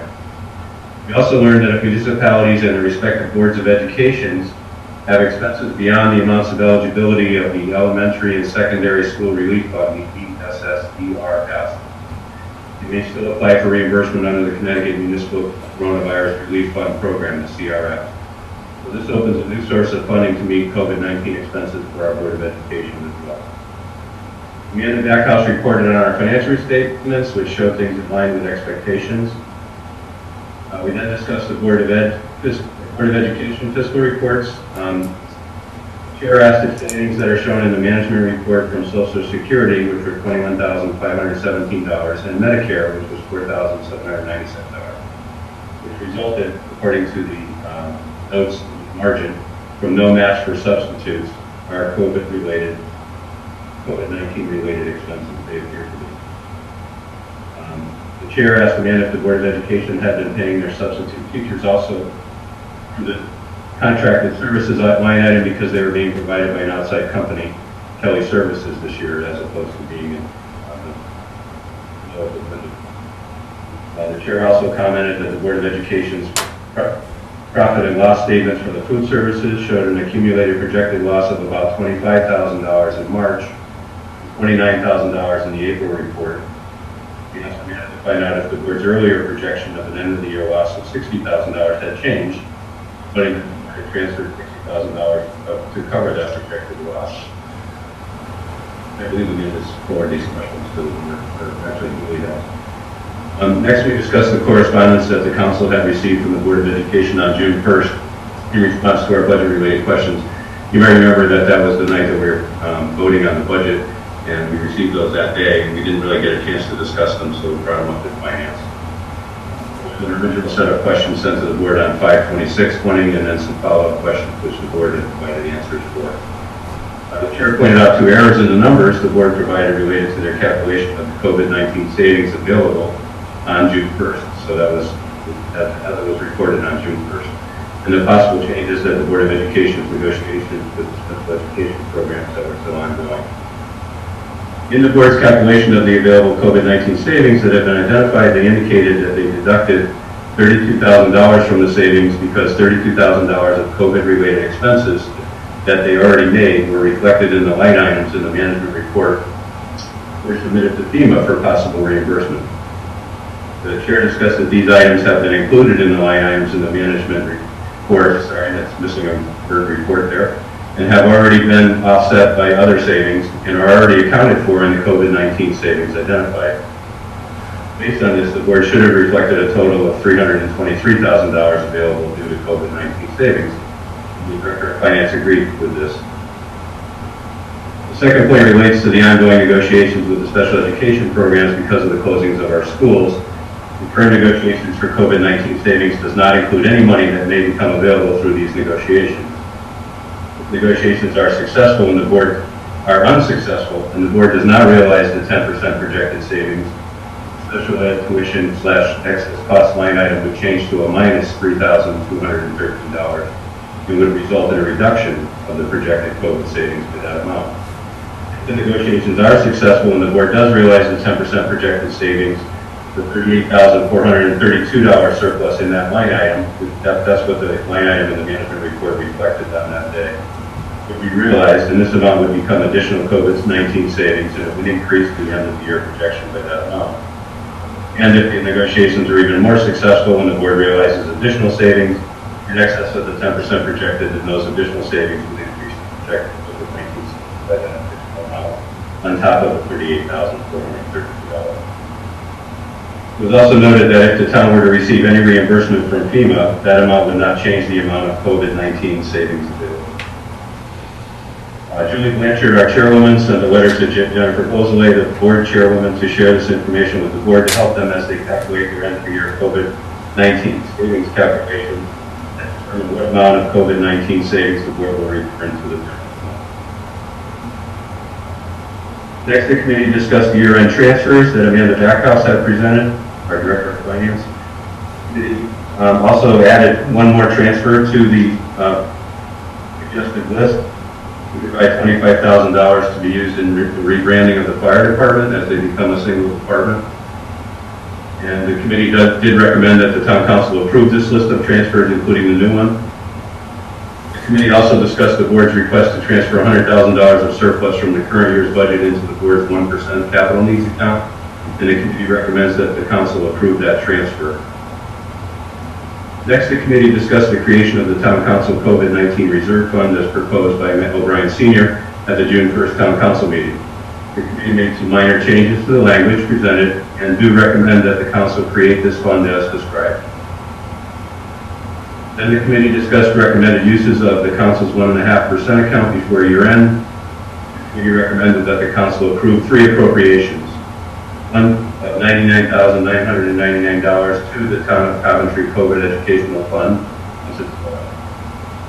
$53,000 for the police car that was taken out of the 2021 budget, and an additional $99,999 be transferred to CNREF. The committee discussed the proposed Coventry night, so that was that. So the committee did recommend those appropriations. The committee then discussed the proposed COVID-19 financial response plan. This plan was recommended to the town as a means to demonstrate the thoughtful and calculated steps the council has taken, and should say the town and the council has taken and will take in response to the COVID-19 epidemic. The committee discussed the plan and recommends that the council adopt the COVID-19 financial response plan.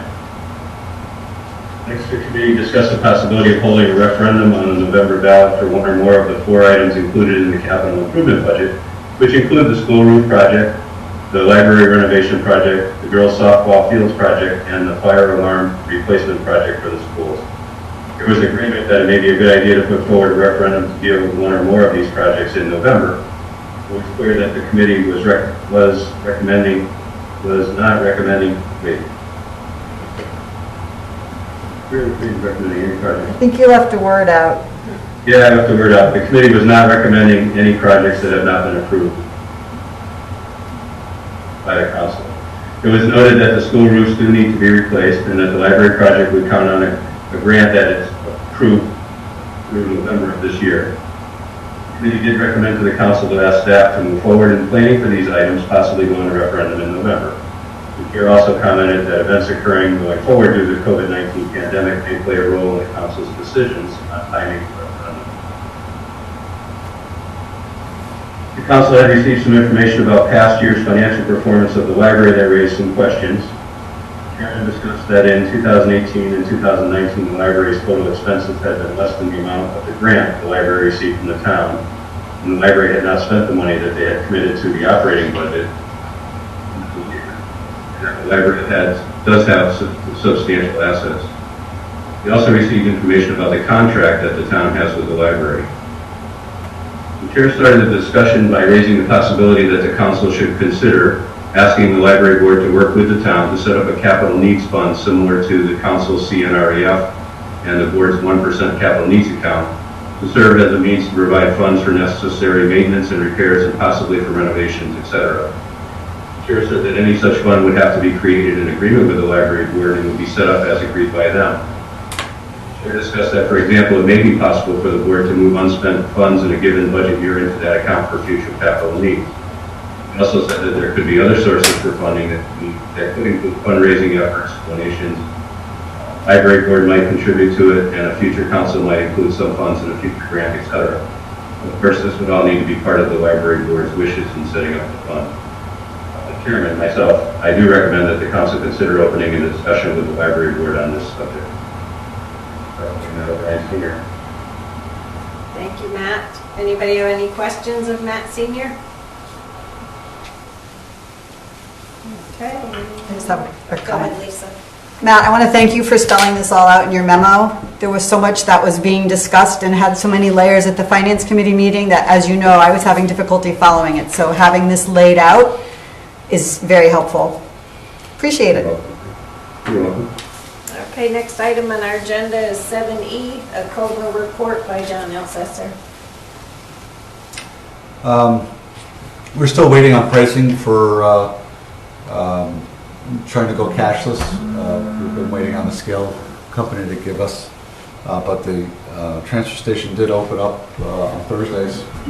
So Saturdays we were getting busy, and we stopped the rotation for our sewage treatment plant, so they're both plant operators working together so that they're free to go back on Thursdays. That's really it for Coventry. Okay, project updates. You have the background memo from me. I'll just highlight a couple things that have come up since then. They are starting a lake survey, and they removed the 2 small benthic barriers already. They're teaming up with Dr. Portland to George Knockmine is teaming up with Dr. Portland of Ecosystems to remove the large one as a team project. So that will be up before they do the hydrilla treatment, probably the first week in July. Interestingly enough, in a survey, they found another invasive species, which were 2 very immature plants, and that may be it. And pulling them out may be the end of it. And I'm kind of forgetting the name of it, but that was late this afternoon. Received notice that they found something else. So we're on track to do both the hydrilla and the lake and the fan work in Eagleville. And Mansfield did commit to doing this year. Long term, they would like to have a discussion on whether that would be something they want to continue to support. There's concern about the ongoing maintenance costs of that, since they have other lakes that they also need to do in town, just like we do. And there's concern that because we've been unable to get the permission of the state to go up some of the inlets, that it's just going to keep spreading, because we can't really kill it all, so that we're leaving enough there that it will just continue to spread downstream. So Mansfield asked that we start that discussion, and we're going to do that over the summer. We'll be sending out some information about the summer road program. I just want to let people know, because the Northfield's neighborhood has been frustrated because the material showed up and contractors haven't. COVID-19 has wreaked some havoc on a lot of the road public works jobs too. To make up for that, we're actually going to be having 3 separate contractors working starting right after the 4th of July to get all the catch basin work done in July. And we have lined up the firm to come in and do the milling and then the regrading and put down the base material, the binder course. We're not going to put the top course on right away. We want to see if any flaws develop in the compaction and so forth that are easy to fix and before you put the final coat on. And just for everyone, a lot of subdivisions, you go 2 to 3, sometimes 4 years before you do the final coat. But we had one incident recently on Bradbury Lane where we were able to make a drainage repair and under binder and patch it and then go over it with the final wear coat. So sometimes you need a little bit of time to see what's happening before. So we'll see. It may be later in fall we'll decide that everything looks fine and we'll do the binder, but right now do the finish coat. But we do anticipate that by the end of August we'll have binder down and that project will go through. We're still waiting for and expected the plans for the intersection traffic signalization today. I didn't hear whether they came in, but we'll be trying to schedule whatever type of community meeting we can, whether it's Zoom or something else, soon on that project. Want to mention June 29th, we are having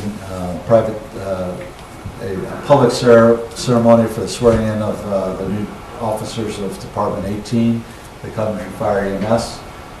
Due to crowd sizes, it would be family and council members. Since we have to try to stick with right now what's 50, and we'll look at see how that broadens as we go forward. But it's very exciting, and you'll see that some of the trucks have the main decal of 18 on them. It's a lot of effort by a lot of good people working on making this work, and they had their first officers meeting last week, so we're off and running, and effective July 1st, they'll be running as a unified department. So don't want to lose track of that.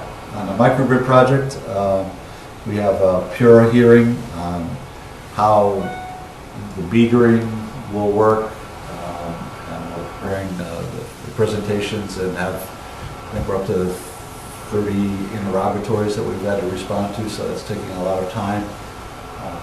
But it's the best way that the team has looked at making this work is to have a master meter and then sub-meters to get the best pricing for the product that we burn. And I emailed the council a tax issue that I didn't know if you want to add it to this agenda or whether you want to hold it over or some of the finance. But we had an unfortunate situation where somebody left. Yes. I'll move to add it to the agenda. Okay. I don't know what to describe it as, but I did read the memo, so. Is seconding, but he's muted. Right, John? You got me, Julie. Thank you. You read my mind. All right, then I don't have to talk about it at this time. Okay. We'll wait till once they So vote. that'll come as the last item in new business, right? Yeah. So you need to take a vote on that, adding it. 9K. Okay. I'm just writing it down in a second.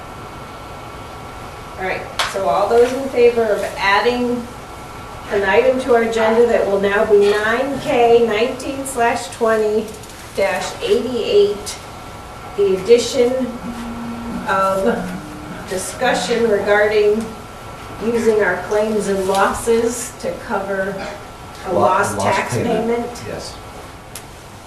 All those in favor, please say aye. Aye. Aye. Okay, then. Julie, Yes, Richard. I'd like to add something to the agenda as well. Okay. And I'm not sure this is the appropriate place to do it. One of the letters that was read earlier in the day by Mr. Morgan, I'd like to get a better understanding of what he's referencing. And I think that we should have a discussion about that and have a better understanding of why we did what we did, and for the public to understand what we did as far as voting for our budget. And Can we just have a discussion about that, or is it something that has to be added to the agenda? I think it should be on another line. Second. Just for discussion purposes? All right, So, We didn't vote on the- lay out the steps we took and why? Yes. Did all we right, vote so, on the other? no, we haven't finished. Actually, we voted, and everybody had their hand up, including Richard. So you voted to add Matt's motion to our agenda. Is that accurate, Richard? Yes. Okay. So that one passed unanimously. And now Richard is asking to add an item, and Matt Jr. has seconded. And it would be item 9L 19/20-89, discussion around Chris Morgan's letter and why the council proceeded with our budget as we did? Does that? Yes. Okay, Can we have a discussion? yeah. It just seems like a really important issue for us to talk about and make sure it's very clear. I wonder, Richard, if you might prefer to do it at the next council meeting and have it early on the agenda somehow, or, at a time when we really have people's attention. It's just a thought. No, I'm done tonight. Okay. Yeah. All right, anyone else? I appreciate the thought, but I'd like to at least have a quick discussion about it. Okay, all those in favor of adding item 9L, please say aye. Aye. Aye. Any opposition? All in favor, okay, Thank you. thank you. Madam Chair, who seconded that one? Matt Jr. That you, Okay, I didn't hear. All right, and then John Alcester, 7F2, a COVID-19 update. Yes, things keep moving rapidly, faster than I can amend a plan to get, finalize a plan. But recreation is starting to move forward on some issues. The swimming will be available this coming weekend. We're going to start reopening playscapes at the direction of our health director, who said that those are possible to reopen now. The town hall is open by appointment only, and we're waiting for some changes. The tax office barrier wall was unacceptable, and we're not paying the contractor, so we're expecting a different contractor to come in this week. But regardless, we're going to have issues because we can only fit so many people in the town hall to pay taxes. So there will be a letter going. The letter with the tax bill will urge people that if you're going to come, you're going to have to wait outside the building. We just can't have long lines in the building because we won't be in compliance with the regulations.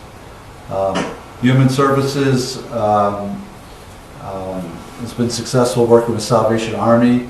Right now we're getting 25 meal boxes a week, which includes bread, because we had a generous donor giving us bread, and now the Salvation Army is filling in that need. We're starting to see an uptick in our request for food assistance, food bank assistance, because the school meals stopped last Friday. We did get a flyer that went into the boxes of this for the school lunch programs to tell them if you need help now, come to Human Services. So that was somewhat successful, and we're going to monitor that. We're still doing okay, but if we have a rapid uptick, we'll have to look at that.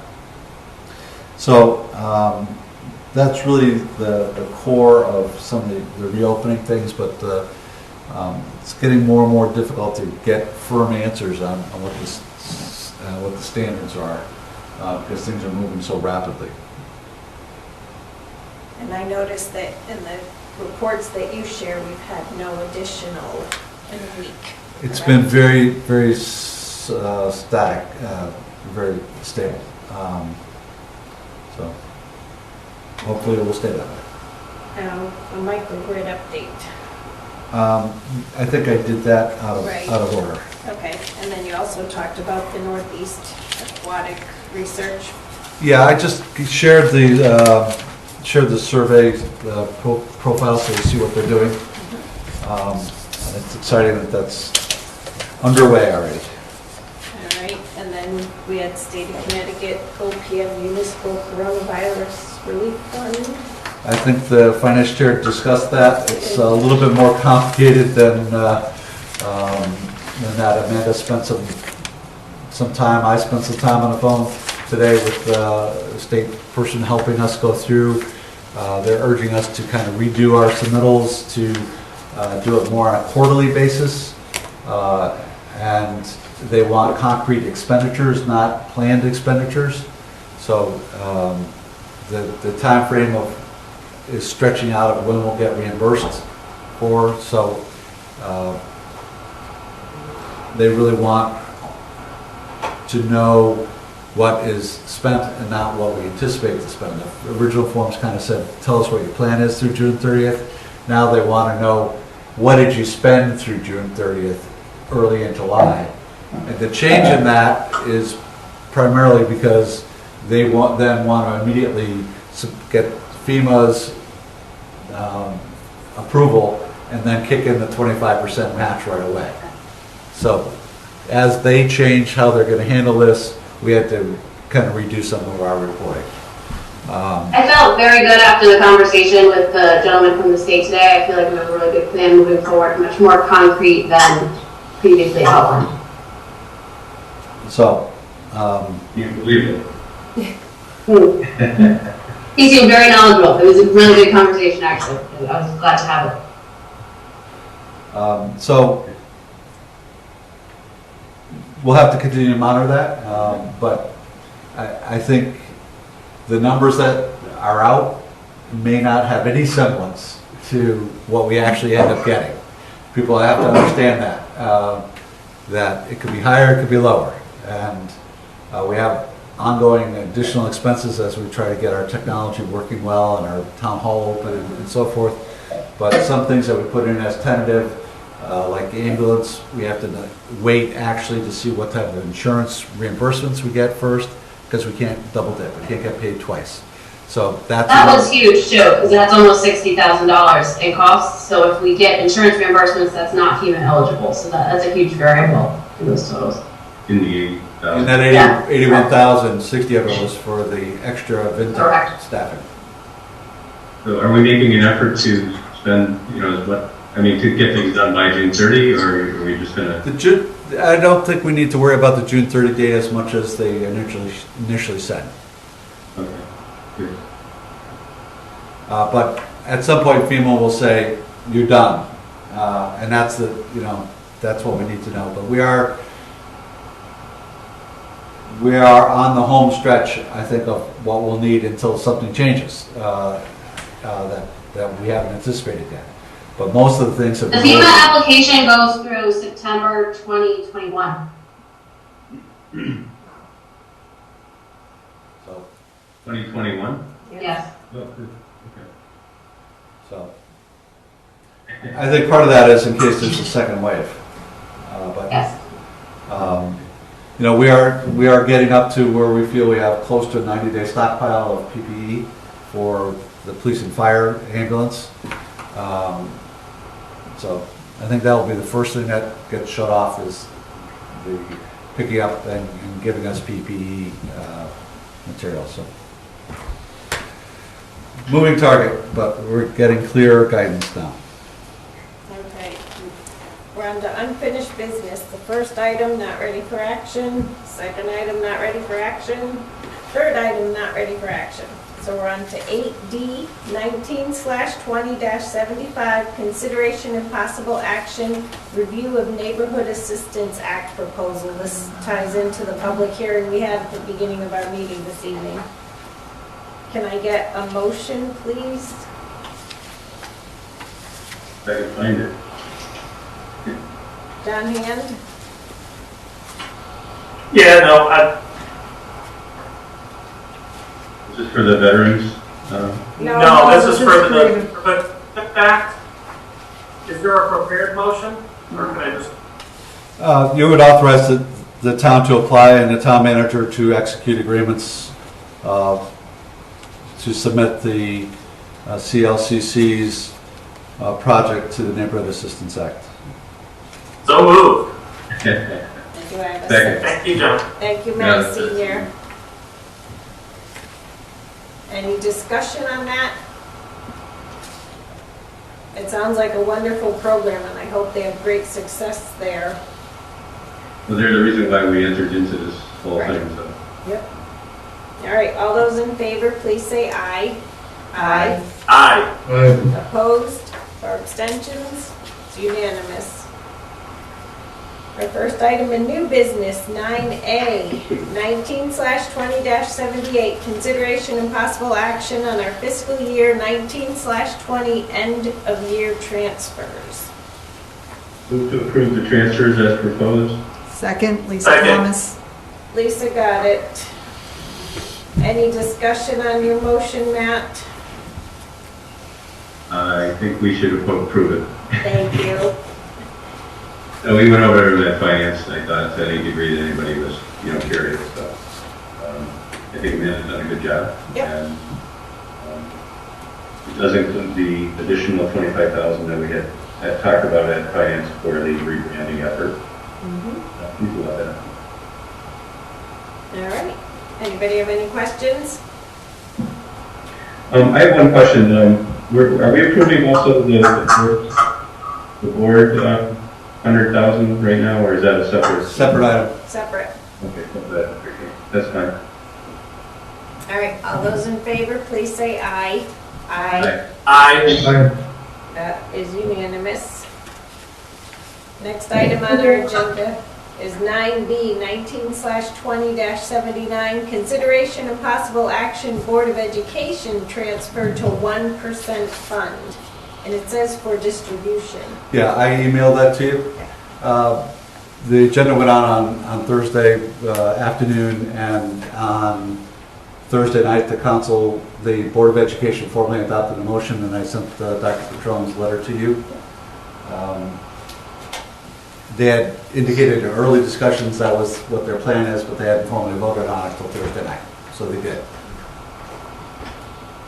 I'm not sure I'm aware of that communication. I'm not sure what you're talking about. It was emailed out to the council today. It's what we actually discussed at finance. It was just asking for the 100,000. Right. We talked about it at finance and we supported it. We recommended that. I support that transfer. Someone had told me that the wording added some additional requests in it, and that's what I wanted to ask about when we get to it. Well, you're in it. You're in there now. Okay. So I'm not sure that I've seen the language. I'm happy to approve the transfer of $100,000 from the board to the 1% account. Is that a motion? Not any other stipulations or changes. Where's the language? Can we read it? You mean the part that, for it. after the semicolon, if the available funds are less than $100,000, the amount transferred should be adjusted accordingly? That part? No, it's later on. It says the board will use these funds for capital and non-recurring expenditures as identified in the capital improvement plan. In addition, these funds may be used for any emergency conditions, repairs, or replacements to capital items not included in the PA. Which is not what the fund was set up for. Well, the last one that requires council approval, that's all. So they can spend the fund on anything that's in the capital improvement plan anytime they wish. But for the other items, then they come back to the council. That's all. Someone had suggested that they were asking for something different, but if they're just incorporating the language of the fund, that's fine. They're not making any suggested change. They've come to us before for emergency funds out of that 1%. I can't hear that well, I'm sorry. This is Lisa Thomas. The board has come to us in the past to request funds out of that 1% for emergency repairs. Absolutely. Yeah, that's not new. So it's not, I don't have the language, so I'm sorry, I'm just asking the question. So they're not suggesting that they get any different authority, that they would still come back to the council for anything other than something that's already included in the CA. Right? Is that what you read in it, everyone? I think it's the same as it's ever been. Okay, No, that's great. there's a sentence that says, in addition, these funds may be used for any emergency conditions, repairs, or replacements to capital items not included in the CIP. Which they might be. The only thing missing is with the council's agreement. Correct. So, I don't know, I mean, I'm not approving their language is what I'm saying. I would like to approve the transfer to the fund Right. under the conditions that the fund exists. Under the current conditions. Okay, so is that your motion, Matt? I'm looking. I would approve the transfer. I mean, the fund exists and it already has rules, and I should follow the rules that already exist on the existing fund, that's all. Yes, I would Right. definitely recommend approval of the transfer. Of up to $100,000, of up to $100,000 as is available at the end of the year in the Board of Ed's budget. You're motioning that. You. Who seconded, John? Richard. Richard, thank you, Richard. Okay, any further discussion? All those in favor, please say aye. Aye. Opposed or abstained? Okay, that looks unanimous. Next item, 9C, 19/20-80, consideration and possible action creation of COVID Educational Expense Reserve Fund. Matt Senior? I move that the council create the COVID, do we have an official name? The the Town of Coventry COVID Educational Expense Fund. Is that going to be the official name? Yep. Second. As recommended by the Finance Committee. ERF. Second, Lisa Thomas. Lisa Thomas seconded. Any further discussion or questions? All those in, John Hand? Yeah, I just want to ask about the conditions upon which money can leave this account and go to fund the board. Sure. Just if you could just lay that out, what is it that's to be expected? So this is obviously to provide funds that the board may possibly need, depending on what the state does, as far as schools, in excess of funds that they can receive from their ESS ERF fund, the CRF fund, any savings, that occur within the COVID back and forth, between, depending on the plan that's created.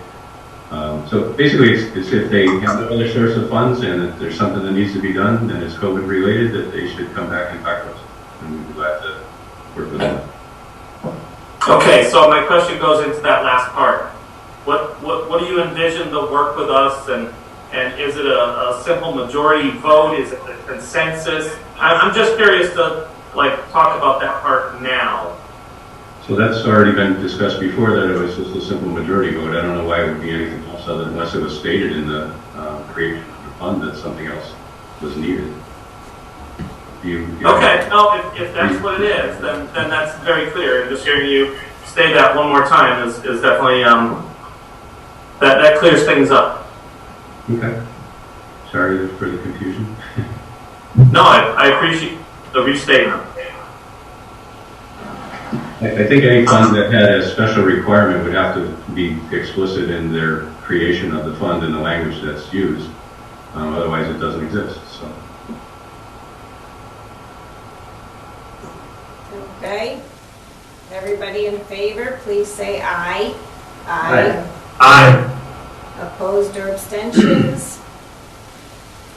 Richard, did you vote affirmative on that? I did. Thank you. Yep. So that's unanimous. 9D, 19/20-81, consideration and possible action appropriation from the council's 1.5% fund.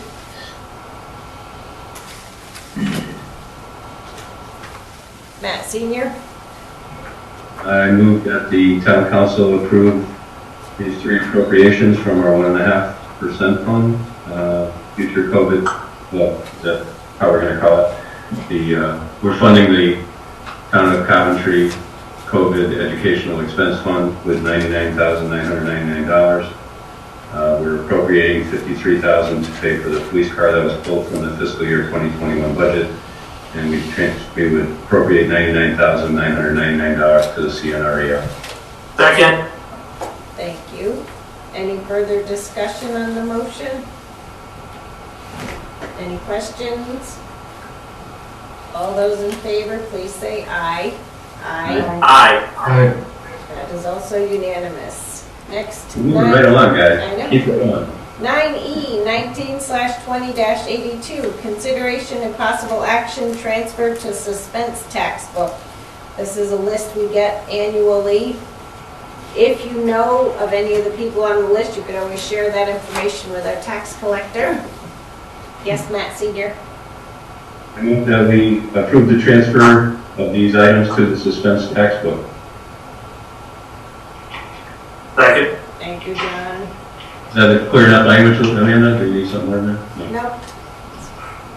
All those in favor, please say That's aye. detailed in the agenda. Aye. Aye. Are we voting? Yep, everybody in Aye. favor, please say aye. Matt Senior? I said aye, yeah. Thank you. 9F, 19/20-83, consideration, possible action, authorization to extend vacation rollover due to COVID with various union and non-union employees. Amanda? I would like to make one change to this proposed MOU. I would like item 1 to go through July 15th, 2020. I have reviewed the employees who have anniversary dates during this time. We have an individual in our tax department who I do not want to see take time now or forfeit it, and I would like to make sure that that person is encompassed into this rollover. After that, we have no significant issues going forward, and I feel like we've handled the needs of the employees. We've had a lot of employees whose vacation plans have been canceled due to COVID, and people who just haven't been able to schedule time off due to quarantine needs, and I feel for employee morale, it's very important that they're able to use this time going forward. Matt Senior? I support the, I'm not sure I understand why we need to extend it to July 15th. Is that? It's based on anniversary date.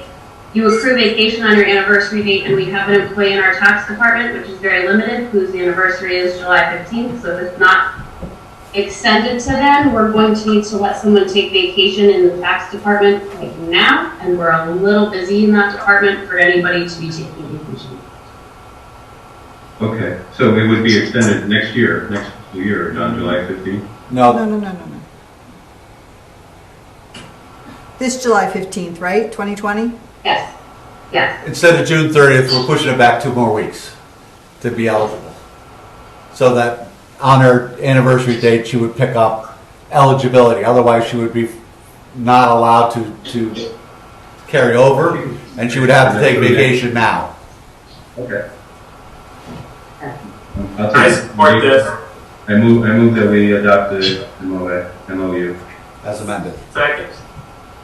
With the amendment to July 15th? Amendment to July 15th, excuse me. All right. Thank you. Thank you. John, you accept my... Absolutely. Accepted, seconded. Thank you. All those in favor, please say aye. Aye. Unanimous.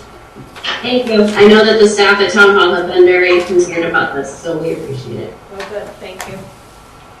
Next Sorry, item, reminded you. I have 9H, 19/20-85, consideration and possible action, acceptance of conservation easement conveyance on the FAR subdivision on Pucker Street. Move to accept the conveyance associated with the FAR subdivision on Pucker Street as described in the attachment to our agenda. Thank you. Do I have a second? Second. Thank you, John Hand. Any discussion on your motion, Lisa? I think John wants to tell us about it now. This was reviewed. We and usually do it recommended. backwards. Yeah, this is reviewed and recommended by the Planning and Zoning Commission as part of the original subdivision. Any questions about that? All right, all those in favor, please say aye. Aye. Aye. Thank you. All right, 9I, I, 19/20-86, consideration possible action, town council statement regarding the murder of George Floyd. We had a prior meeting, we discussed some items, and then, is it in here, John? Yeah. It looked fine earlier. All right. Anybody want to start the discussion, or? I'm looking for it. Madam Chair? Yes. I wasn't present for the other meetings, so I'm sorry if you may even have covered what I might even be saying, and I apologize. My only question really was in the fourth line where it says the systemic and structural racism in our country. I'm happy to condemn all forms of racism wherever it exists. The systemic and structural racism in our country seems to be more of a political statement than a statement of fact. I'm not sure. What do you mean by that? Well, I don't know if we're actually condemning like all police departments in the country and all the other. I mean, I've heard all these things said on public, so I don't know what you mean by these words. I guess I don't know who wrote them. Oh, I didn't write them, but it doesn't mention police departments. It just says reject and condemn systemic and structural racism. So in what form? Where does it exist that you are? Any form, whether it's in housing discrimination, unfair practices and application of the law. So what's the difference between that and racism in any form? Oh, you want to just change the words. You don't want to say Yes. systemic and structural? Well, there's a Yes. difference. I don't know. John Hand? I condemn racism in any form. I'm glad to hear that. The chairwoman has recognized me, so thank you, Madam Chair. I just want to say that I feel strongly that the words systemic and structural are quite descriptive with regard to the type of racism. I mean, even if people feel that there's not so much overt racism, but the systemic structural is essentially descriptive of the type of problem we need to be looking out for. Such as? Well, they're descriptive terms that are fairly all-encompassing.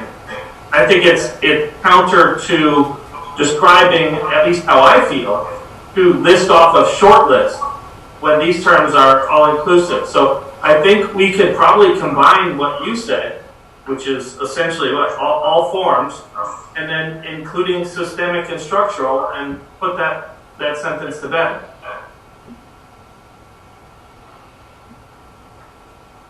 Any further discussion on that? Just how it's going to be read, and I'm not opposed to what you said, John. If I understand it, I'm not sure if I do. So, one is suggestive that it absolutely exists as spectral racism. If it does exist, I oppose it. I'm not making a blanket statement that I think that in our country there is systemic and structural racism. I guess that's what I'm trying to say. If it doesn't, I do. If I had evidence and I believed it, and then I do oppose it. I oppose all, like I said, I just think saying about I oppose any form of racism, that exists. I think that's what I think. Matt Jr.? Whoops, sorry, John. Thank you. Can we just reiterate what that line reads now? Did we take out whereby police officers, that section? Doesn't say How does it anything. read after our meeting? It's on your agenda and it doesn't say anything about police officers. Okay. I'll read that sentence, Matt. It says, "We are equally appalled by and unequivocally reject and condemn the systemic and structural racism in our country." Got it. But Matt Senior, did you want to add that you reject all forms? I was hoping that we would substitute it, but I'm open to the discussion. John Alcester? I know I'm coming late to the discussion too, folks, so I'm sorry if you guys all agreed on something and So I don't know that. I think that the difference, if I may, the difference from my understanding is racism is an individual opinion, and what you're looking at is institutional racism. That things have been said. With institutional racism. Well, that's kind of what structural systemic and structural is really institutional. So I think that's where that was coming from. Okay. Lisa, Is that what you I think this talked came from you, Lisa Conant, And the reason systemic and structural is not a political statement. It's really reflective of our history as a country and what has been happening to people of color essentially since our country's founding. And, you know, everything from the Jim Crow era, all of that which is going on, the way Lisa mentioned that, you know, housing discrimination, there's a lot going on, and systemic and structural, that phrase is intentional. I have no problem adding "and racism in any form" if you would like to do that to the sentence. I also think that country should not be capitalized, but that's another. Yeah.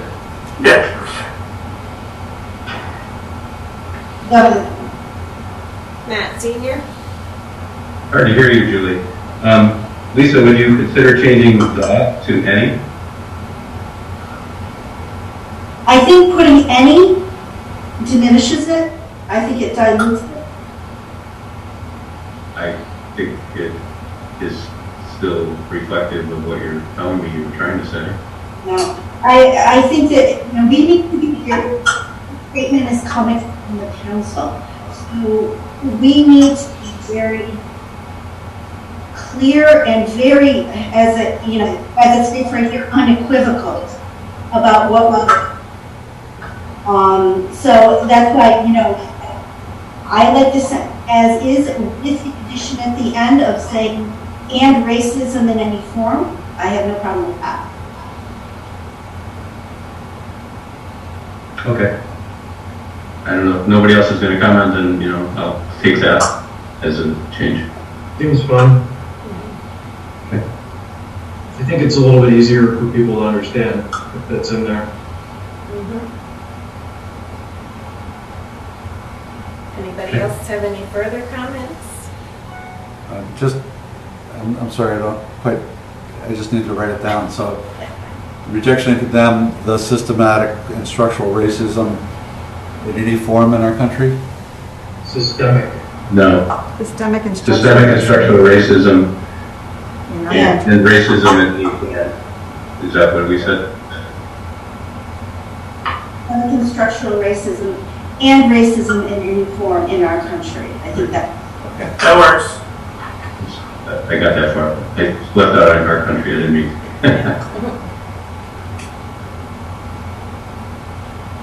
Anything further?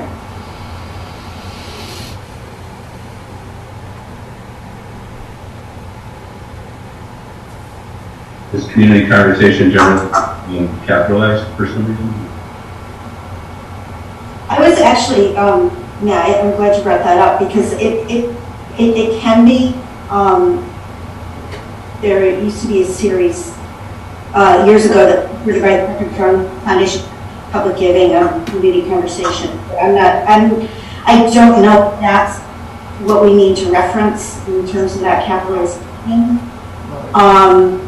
My sense also about that sentence, I don't know if we ended up with just that one solution or that one, solution is a terrible word, one potential remedy as a step in the process. I think we just ran out of time, but it just seems like it kind of, if we just pick the one, that kind of ends it right there. This is Lisa Thomas. What if it said that sentence was changed towards we will work together toward becoming a better and more inclusive, we will work together towards taking action to become a better and more inclusive community? Yeah. What part are you taking out? So Adding in. you would take out starting a community conversation with impacted partners. It would say, in addition to supporting the peaceful protests, we commit to taking actions towards becoming a better and more inclusive community. Okay. If that does it. What does that mean, though? What changes can we? Well, that's something we'd have to work on as a council, is to Right. think about what we can do as a Yeah. community to be more inclusive and proactive. John Hand? Yes, in the beginning of, in that same paragraph, in the second line down, right in the middle of the sentence there, it says harmful and hurtful Facebook posts, singular. That definitely needs to be plural. So there should just be an S after post to make it plural, because it's definitely, by my observation, been plural. I would just even change that to social media posts, or, make it a little more general. I wouldn't be opposed to that, but it's definitely plural. Unfortunately. So just change hurtful Facebook post to hurtful social media post. Yes. Yes. Your change cuts out with impacted partners.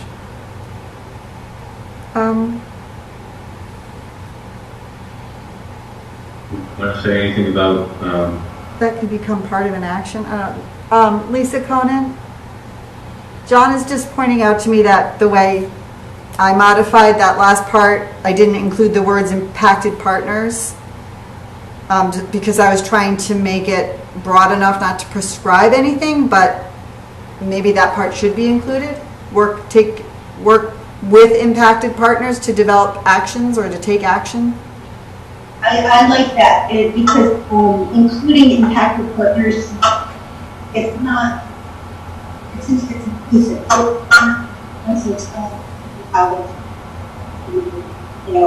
We're kind of losing your voice, Lise. That's right. It's not, I like including impacted partners, because it's not just, it's not kind of top-down approach. We're not dictating to people, we're not condescending. It's more working in partnership with people who can tell us their experience and how they believe it, and what they think appropriate remedies would be. Squeeze that in there. you have a sentence now? Work Jen? with impacted partners to take action. I don't know if you heard, you want to say it louder? I don't think they heard you. It could read, work with impacted partners to take action to become a better and more inclusive community. Or to develop, take action.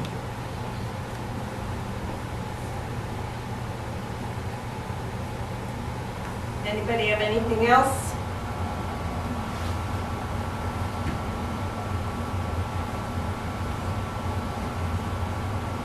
Do we need a motion or something? I think we have. I think we had one to get started in our discussion. Okay. Where are we? Well, maybe we did not, you guys, so I don't have it so noted. Does somebody want to make a motion to accept the town council statement? I move we I make a motion. adopt the town council's statement on the murder of George Floyd. Do I have a Second. second? Who wants to take credit for the second? John Hand? Second? Okay. All those in favor, please say aye. Aye. All right. I You can know. excuse myself for 1 minute, everybody. Okay, thank you. All right, next item I have 9. Okay. Yes, John? Madam Chair, before we move away, and thank you for recognizing me, tonight in the audience of citizens, we heard from a couple constituents who asked that the letter that you put up be taken down. I don't know if now's the right time to discussed that at all. I know it's not an agenda item, but it seems that it's germane to the conversation we were just having. I'll just open it. I don't know how to proceed here, but it seems when we hear from our constituents about that stuff that we generally listen. Well, I wrote it, it's from me, and I wanted to support our staff in the town. I want to support our police officers and the work that they do, and I believe in the work that they do, the procedures they have, and I think they are most all respectable people. You can't let one bad apple spoil the bunch. Matt Jr., did you want to say something? I didn't see anything wrong with the statement besides the lack of council input. And I think now we've come in with our own statement. I think it should be left up to you, Julie, if you choose to retract it or not. It's your statement. Right, and I know that each political party has put statements on social media. I've seen everybody's made statements, and it is my statement. I didn't claim that I was not speaking for all of you, but I certainly wanted to support our town staff and the police officers that are there doing good work for us. Anybody else? I think that was an important piece as well. Okay. Yeah, oh yeah, no, certainly. I recognize the chief put out his statement, and that was great to see. Yes. All right, I have next on our agenda 9K 19/20-88. And I gotta tell you the truth, I forget, we were adding your tax payment loss, John? So, as part of this whole coronavirus issue, the town hall was closed. A person called and wanted to make a cash payment and left cash in the back vestibule and didn't call us to come get it and get his receipt. And there's no record of the cash. Highly unusual circumstance.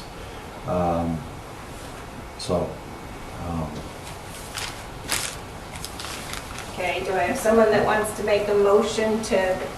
Can you read the item name? Because that's what I'm going to make the motion to be. Said it very nicely before. In an email, right, John? Yeah. I sent out an email. This is forgiveness of a tax payment? No, we can't do that legally. We'd actually have to pay the bill. We'd have funds from a fund to make that payment, right? We'd have to take it out of our claims and losses payment. We can never forgive taxes. Move to approve the appropriation of $310 from claims and losses. Read what you want. Maybe John's going to fix it. Go ahead. Yeah, you don't need to appropriate it. The money's there. You just need to authorize the payment. Okay, move to authorize the payment. And I think the amount is 321, not 310. Is that correct? 321, yes. 321. Oh. I accept that. And second. That's not part of my motion. Thank you. Thank you, John.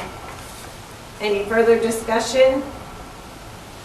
All those in favor, please say aye. Aye. Aye. That appeared to be unanimous. Next item, 9L 19/20-89. Richard had asked that we discuss Charles Morgan's letter and the council's actions in approving the budget. I think it's Chris Morgan. Yeah, Chris Sorry, Morgan. what did I say? Charles Morgan. That's a big boat. Were you down in Mystic and the Charles W. Morgan? No, actually, there's a guy my son's age with that name here in town. All right. So, I don't know, Not John him either. Elsesser, do you want to lead it? Just As explain far the as, We've gone through. We went through this on 3 or 4 different occasions with the council, and we repeatedly had legal opinions from Halloran and Sage that said that the council has to follow the governor's executive orders. That there is no, given the emergency powers, and I can understand his belief, but our attorneys, your legal counsel, believes that, like every other town in the state of Connecticut, for the annual budget process, that a referendum, typical town meeting and referendum process. It was not legal per the governor's executive orders. And I've shared those various legal opinions on several occasions with the whole council. So I don't know what else to ask, how else to say this, but your attorneys told you you can't, that it would be an illegal action. Yeah. Matt Senior? So if we had adopted the view that, excuse me, I'm going to sneak. If we had adopted the view that we considered somehow the governor's executive order to be unconstitutional, John, we would have had to sue in court. Is that the only way to even approach that problem? I'm not your attorney, so I can't answer that. I mean, I'm saying I don't know how we would challenge that without going to court. If you wanted to rule, if you wanted to rule on a constitutionality of the governor's executive order, yes, you have to go to court.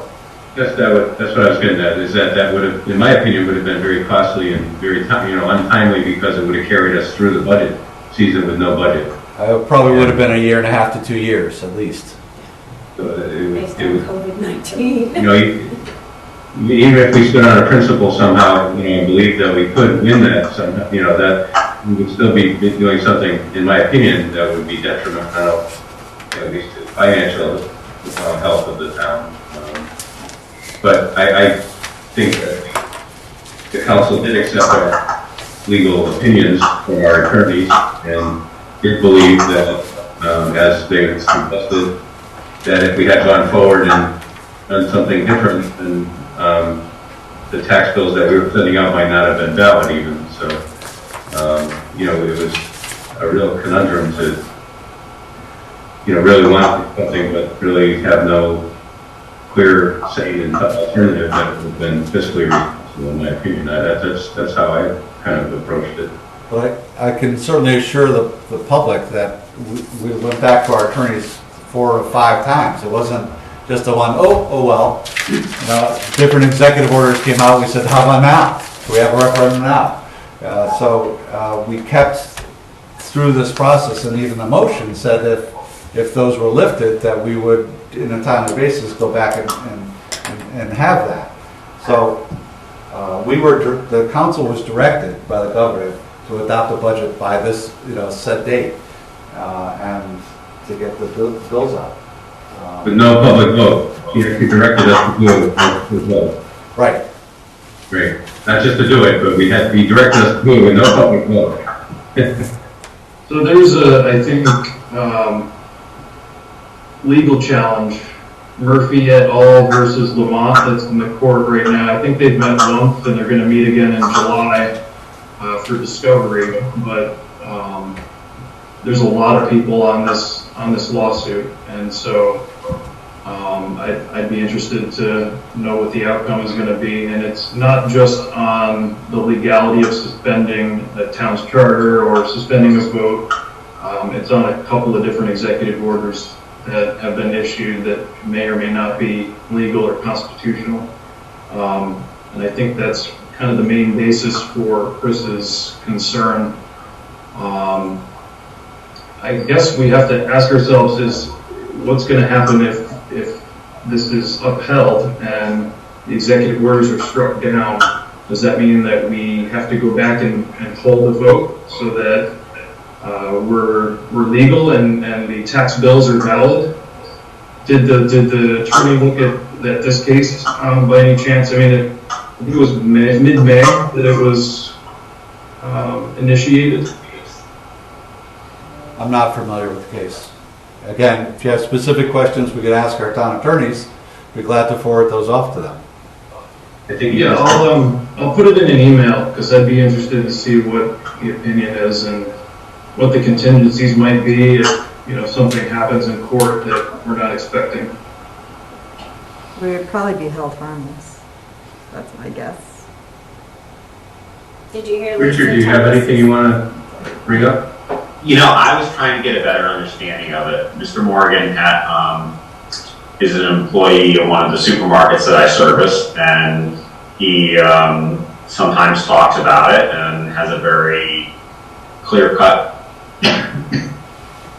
understanding in his mind of how this should be, and I'm just trying to get a better understanding of it because he's, you know, in years past, we've done different things. I mean, so I'm curious to, other than there being an executive order, which may or may not be valid, could we have done something else, or should we have done something else?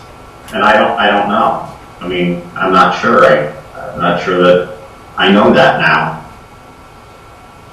Well, So that's, again, there was only one town that tried to somewhat violate it and got another executive order, and that was a thumbs up, thumbs down vote, which... For town meeting. It was a town meeting vote. Yeah, and that was not on a budget, it was on a moving funds around to do a borrowing, refinancing. So I still don't understand why that was a bad thing, or how that was, unsafe. Everyone was in a car.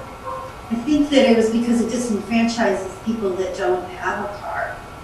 But they actually had walk-up as well. But you still need transportation to get to the post. How would they vote in the regular election? Well, I'm just quoting what John shared with the attorney said. there were, again, if you have specific questions, we've gone through many $1,000s of legal fees on this question already. We can certainly do more. But I need specific questions because we have tried them. I haven't asked the Murphy et al. Question, but at this point it is moot. Because you've already voted on per the executive order and the tax bills are going out, and I don't think there's a risk because we're with every other Connecticut town that has a required town meeting and referendum, and there are some that obviously don't by their charter. And there are a lot of towns that don't even have charters. They're statutory towns. So if you ask specific questions. Okay. Did I see your hand up, Richard? No, no, I'm good. Thank you for letting me have a better understanding of that and for us having the discussion. And Matt Jr., you'll submit a question to the town manager? Sure, yep. It's something that maybe was on the fringes at the time we were going back and forth with the attorney and just wasn't on the radar. Yeah. But I would like to know, what could happen here if we're going to have to take further action as a council if something happens with the legal case. Okay. That'll be interesting to follow. Thank you.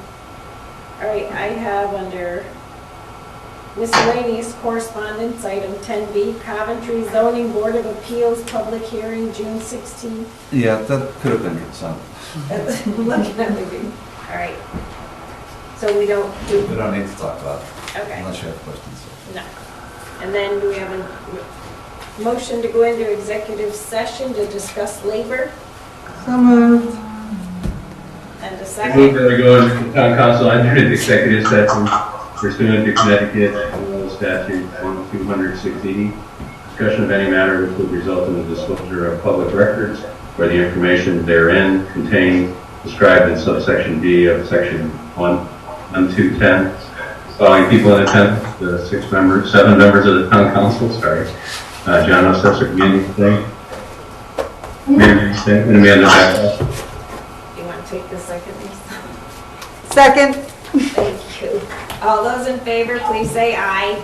Aye. Aye. Aye. Thank you. John, do you know how to turn off the recording on Zoom? Yeah. And anyone else that's here? Never think about seconding anything. No one else is here. We just need to turn the recording off.